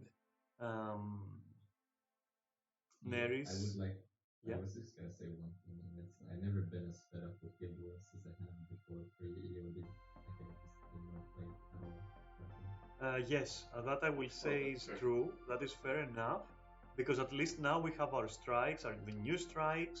They also have CM versions. They're more fun than the IBS strikes. Okay, so yes, there are things to do. There's ways to make money, new ways to make money, always very good. I wish Fractals. Why did they abandon Fractals? Come on, anyway. Holy shit. So many good ideas, so many gameplay modes, and they don't do it. And I don't know why. Yeah, it's like the same thing that I always said about system and monthly gold utilizing power. Yeah. Give us an arena mode with waves. Give us a tower defense mode. Give us things to do, new fractals, new dungeons, new raids. New raids. Yeah, the raids in this game are beautiful. They're nice. Mwah! They're very nice. I love them, but they're so few, honestly. It's a huge shame. It's a shame, yeah. But anyway, if there was a wasted potential, wasted slash untapped potential category, Guild Wars 2 would win it. Not to say that it's like an incompetent game or it's trash, don't play it because it's wasted potential. No. It's just that like it's good now. It could have been top tier, and it's not. So in that regard, if there was a category, which there isn't, I'm not gonna rate that. I would have given it like a 10 out of 10 because it's the single most game with the most untapped potential, and the developers are just constantly shitting on it, like for no reason. That's all I'll say about that. Yeah. And yet, it's still worth playing. Anyway, so let's go and rate it. Technical, the easiest. What do you give it, you guys? The technical scale. Yeah.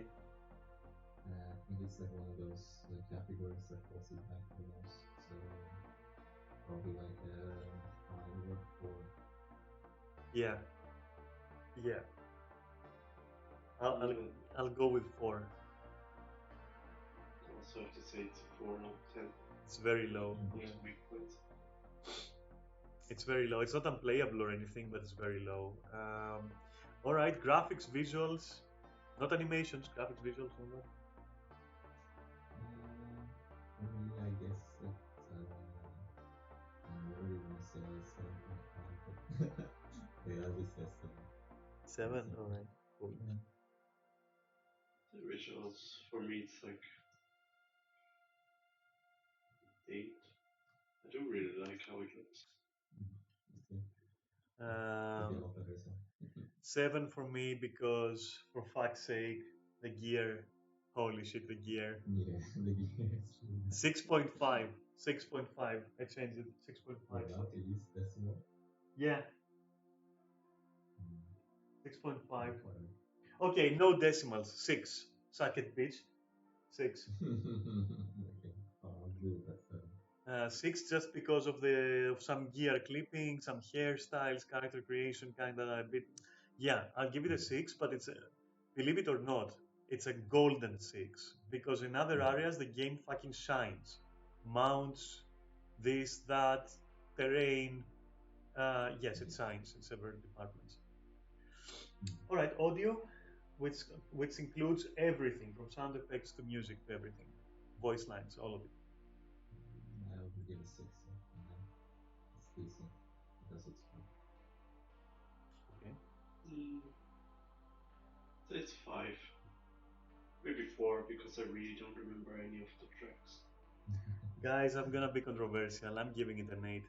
I love my warrior. I love the way she screams. I love everything, how everything sounds. I love the great sword revving up, the clang sounds, like, yeah, the screams. I'm giving it an 8.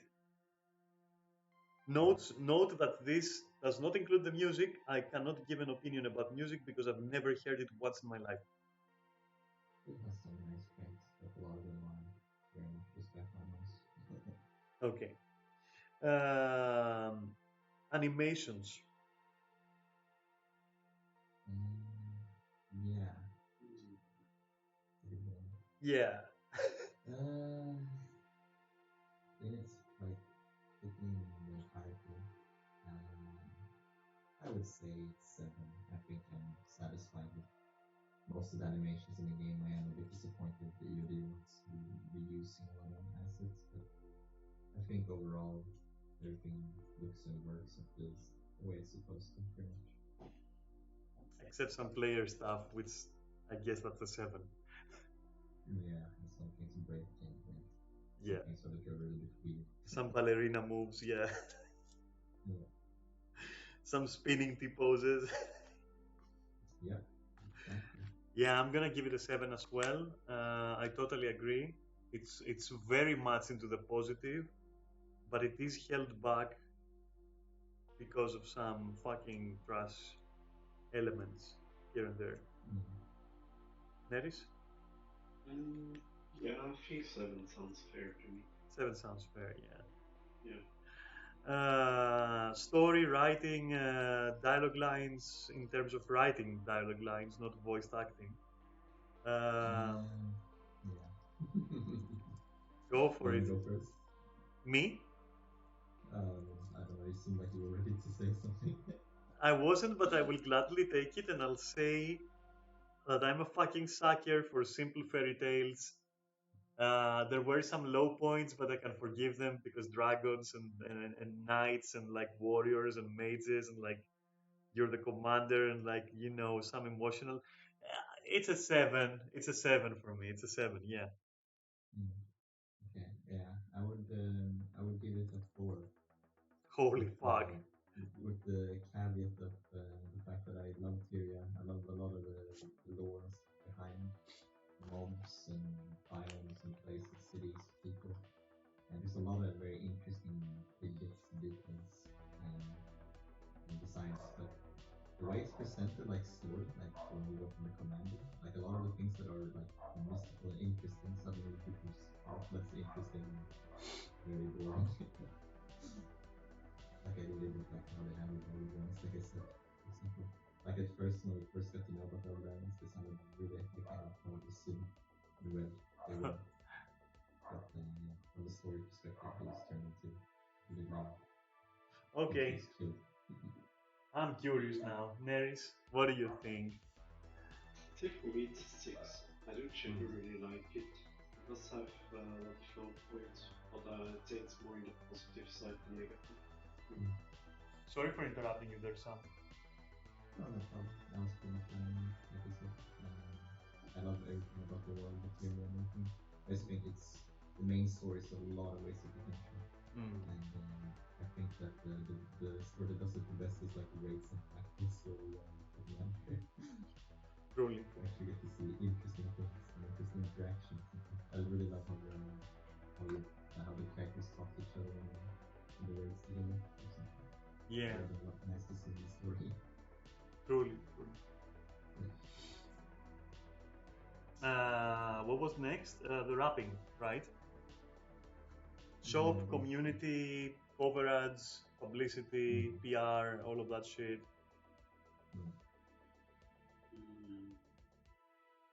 I am. Go Neris first. You deserve it. I'd say for me it's 3 in that regard. Like it's just non-existent and I don't vibe with the community too much personally. Okay. Interesting. Sam? For me, I would say it's probably around. It's a hard one. It's hard, yeah. Yeah, I mean, I'm not happy with the way it is currently communicated. But at the same time, like I played since Facing and like this has been the most friendly working community I've been a part of. And I met like most of my friends that I actually still am in touch with and are actually good friends have been from Guild Wars.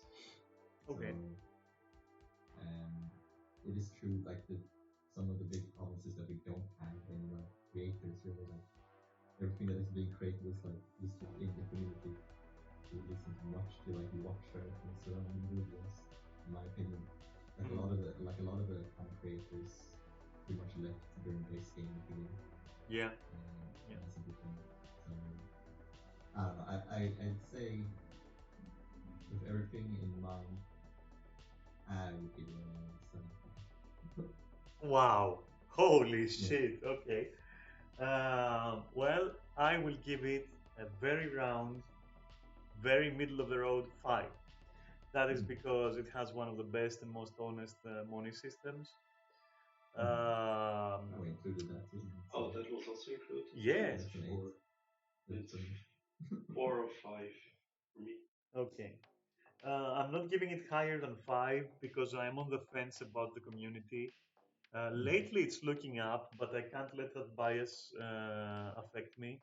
Because when I say it's looking up, I mean that we seem to be having legit good people in our guild, something that I haven't experienced in Final Fantasy over years.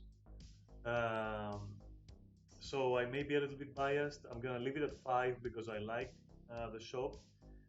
There is hope for the community. It's not a dead game, but also 5 because no coverage, no good PR, nothing. Nothing. 5. Yeah, I'm completely biased. I've been in so many MMO communities and most of them were literally just toxic teenagers. No, if we were strictly rating community, it would have been higher than Final Fantasy, but I'm not gonna give a rating. Yeah. Higher than Final Fantasy though by Yeah, that's true. by 2 Higher than points or Final something. Fantasy, Yeah, by a couple of points at least. Just because they don't have a cult mentality, they don't have this toxic positivity, they don't have like they're more grounded a bit, you know. So yeah, combat, dude, let's go. Combat with or without balance? Without balance.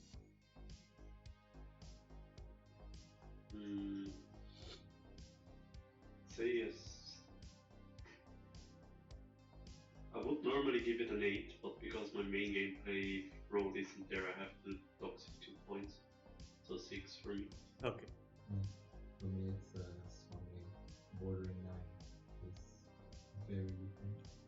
Yeah, for me it's a solid, not bordering 9, but it's a solid 8. It's a golden 8. Yeah. Even though I love tanking and it's sorely missed, I have to recognize that the moment to moment is just very, very good. The loot, the this, the that, you know, the interactions. Yeah, it's an 8. It's an 8. Let's say.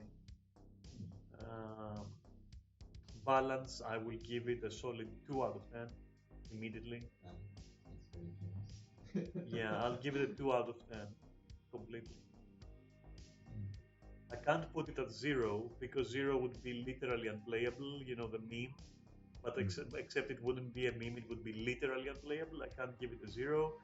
It's playable, but balance is like non-existent. It's 2.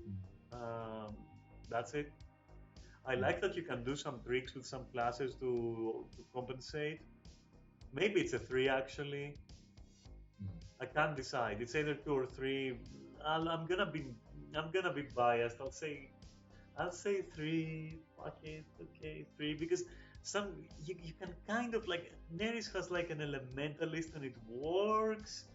And like you know you can heal with it. Like you can also DPS. Like I've seen Weaver as well, Condi Weaver. Like, but Neris is also a top tier player if you ask me. So I don't know. Nah, 2. Fuck it. Yeah, 2. Fuck it. 2. 2. Balance is 2. Yeah, balance is 2. You guys? I would also say 2 because I don't really, I don't think count. I guess you could argue that this is extremely confidently balanced. I don't know, like it's very hard to make any argument for that. I think the biggest downside of balancing is the defense itself. Yes. Holding the game Yes. back. Yes. Totally. Yes. Yeah. But I do like that things are starting to open up now. There's actually more playable aspects than before, and it's not as rigid as early kind of fire meta. Holy shit. This is a set group. You always have one druid, always have a chrono, and then maybe a support chrono and this is DPS. But yeah.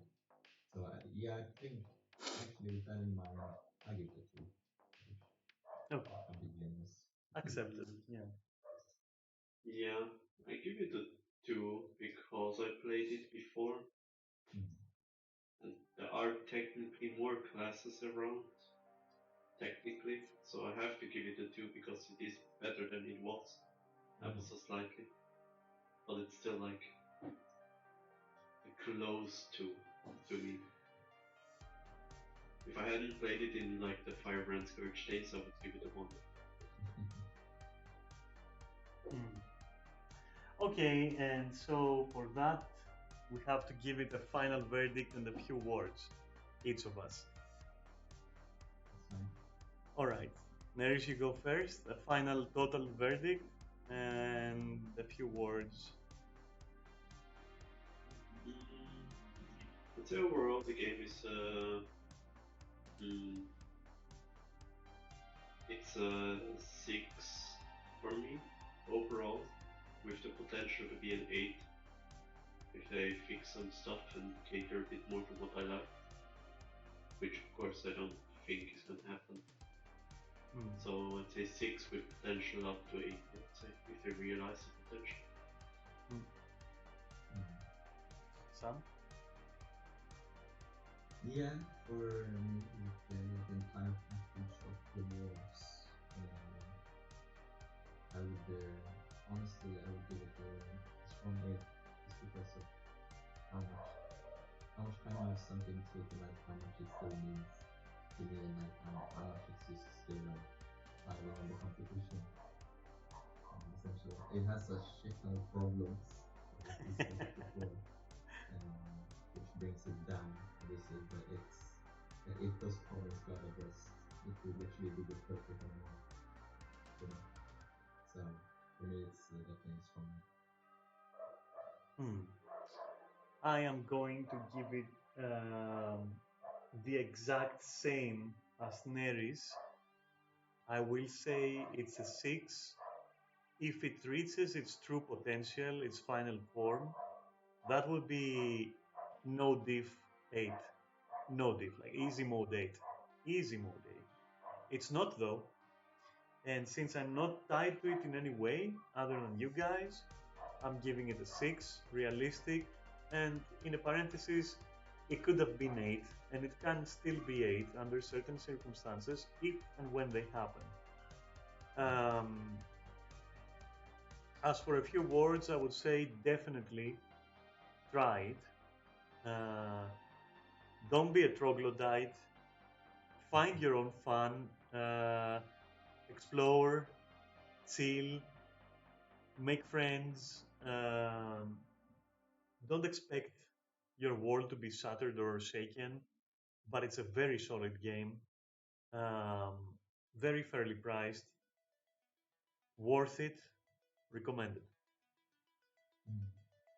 Okay.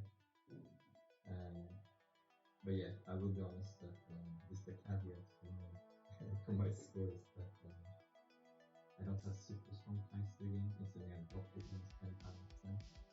And like I said, if they do Guild Wars 3, I'm never going to Guild Wars 2 again. We all agree that if there is a Guild Wars 3, we're dumping it like it's fucking hot garbage. But that would be true for every game. If we were fans of Final Fantasy 14 and 15 was an MMO when it was coming out, I would drop both and never look back. So it's for all games. It's for all games. You know, don't do sequels to MMOs. Just don't do it.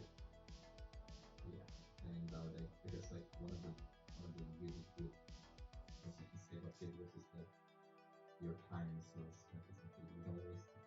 But if you make Guild Wars 2, you're literally just gonna throw this time into the garbage. But yeah, I feel like in closing we can conclude with like a list of don'ts. We would say a list of do's, but we're not developers and we're not like actual critics or something. But we can definitely My tell you. developer. Sorry, yeah, shut up. You don't count from now. That's the rule of the game. But no, really, a few don'ts, and actually very few that are definite don'ts. Sequels are a no-no. Don't do it. We need to step away from the whole MMO trend of naming the character the chosen one. Like, please don't do that. Please go back to like anonymous heroes. Please, you know, it's just like don't do it. You know. Keep it for single player games, guys. And basically, that's all. Like, for me, the greatest mistakes are these that MMOs do. These two are the greatest mistakes they do. Yeah, and what I mentioned already, it was just some extra issues that they have to work on. This is like the balancing the partner. Yeah. It does look like it was a little bit of performance. Maybe it's gonna be really good in the future. Oh, that was something. That was 3.5 hours, and it rivals our 3P Reflections for Final Fantasy video. And I'm happy with it. And I'm gonna publish it on YouTube just like the other one. And I hope that everyone that watched had fun listening to us quarrel. You know, we should turn it into a fishing spin. What are we doing this? It's like that's what I've been doing right now. Is fishing while we've been talking. I knew it, I knew it. But no, yeah, if you're from my guild and you're watching, thank you very much, especially you. Thank you very much. And please understand that we're not roasting you or your playstyle or your favorite mechanist class. All right, I hope you can make these distinctions, and especially when we talk about guiding new players, I hope you understand what we were trying to say. And we're there to help you. I had to say all that, okay? But yeah, thank you all for watching. I hope you enjoyed it. That's our humble take on Guild Wars 2. That's all. Along with my humble MS Paint art over there, okay? For which I am proud. I don't know what the future of 3P Reflections holds. But you can be sure that if we attempt a game, we will then do a reflections. We already know the future. It's gonna be Baldur's Gate 3. I was about to say, why can't, like, no, let me spoil, okay? I was about to say, that's why I opened it up with, like, if we ever play in the future again. That's why I did it. Yes, there's going to be a 3P Reflections for Baldur's Gate when it's done. Because right now it's shit, okay? It's half a game. It's not even half a game. It's like a shadow of a game. So when it's done and we all buy it and play it 3P, we will then do a review in 3P format like now through 3P Reflections Baldur's Gate 3. That's a lot of threes in there. Best thing comes in 3. Act like 3. Wow! Oh my god! Oh my god! Teaser. Oh my god! Official teaser, guys! It's coming out. It's happening. It's confirmed. Yeah, but I've been your host, Daphne, the sexiest Skyrim streamer alive. I had to do that again. And you know, we could also do a 3P Reflections, except it's gonna have a guest star that's gonna be Cruel on Planet Side 2, because I and Cruel have played the fuck out of that game. Okay. So maybe we can do like a 3P plus guest for Planet Side 2 as well at one point. A 4P, yeah. And also expect the power scaling between the Commander and the Warrior of Light, which will not settle it once and for all at all. Instead, I hope it's going to inspire people to actually scale them properly, because what we were gonna do is gonna be like really scuffed scaling, but like I've been itching to do that. I love scaling videos. I've never done any before, and I'm a noob, and we're all fucking useless at it. But like, we sure as hell gonna fucking try. You can bet your ass. Okay. So expect that too at one point. And until then, just Skyrim, possibly every Friday as we go. That's all. So, yeah, guys, you can say goodbyes, and I can wrap it up. Bye. Take care, guys. And from me, again, thanks for watching. I hope you liked the video, the stream, I mean. Well, also the video, because it's going on YouTube. And yeah, thank you very much for wasting your time listening to us. You love the artwork? Thanks for the stream. You're going to be on the planet side too, fucking 3P reflections, okay? And you're going to draw that artwork. I'm just telling you right now, you're going to draw that on MS Paint for that 3P reflections. You're gonna do it for planet side too. And with that, I'm gonna leave you all. Yeah. Thank you so much for watching, and take care. Have a great week.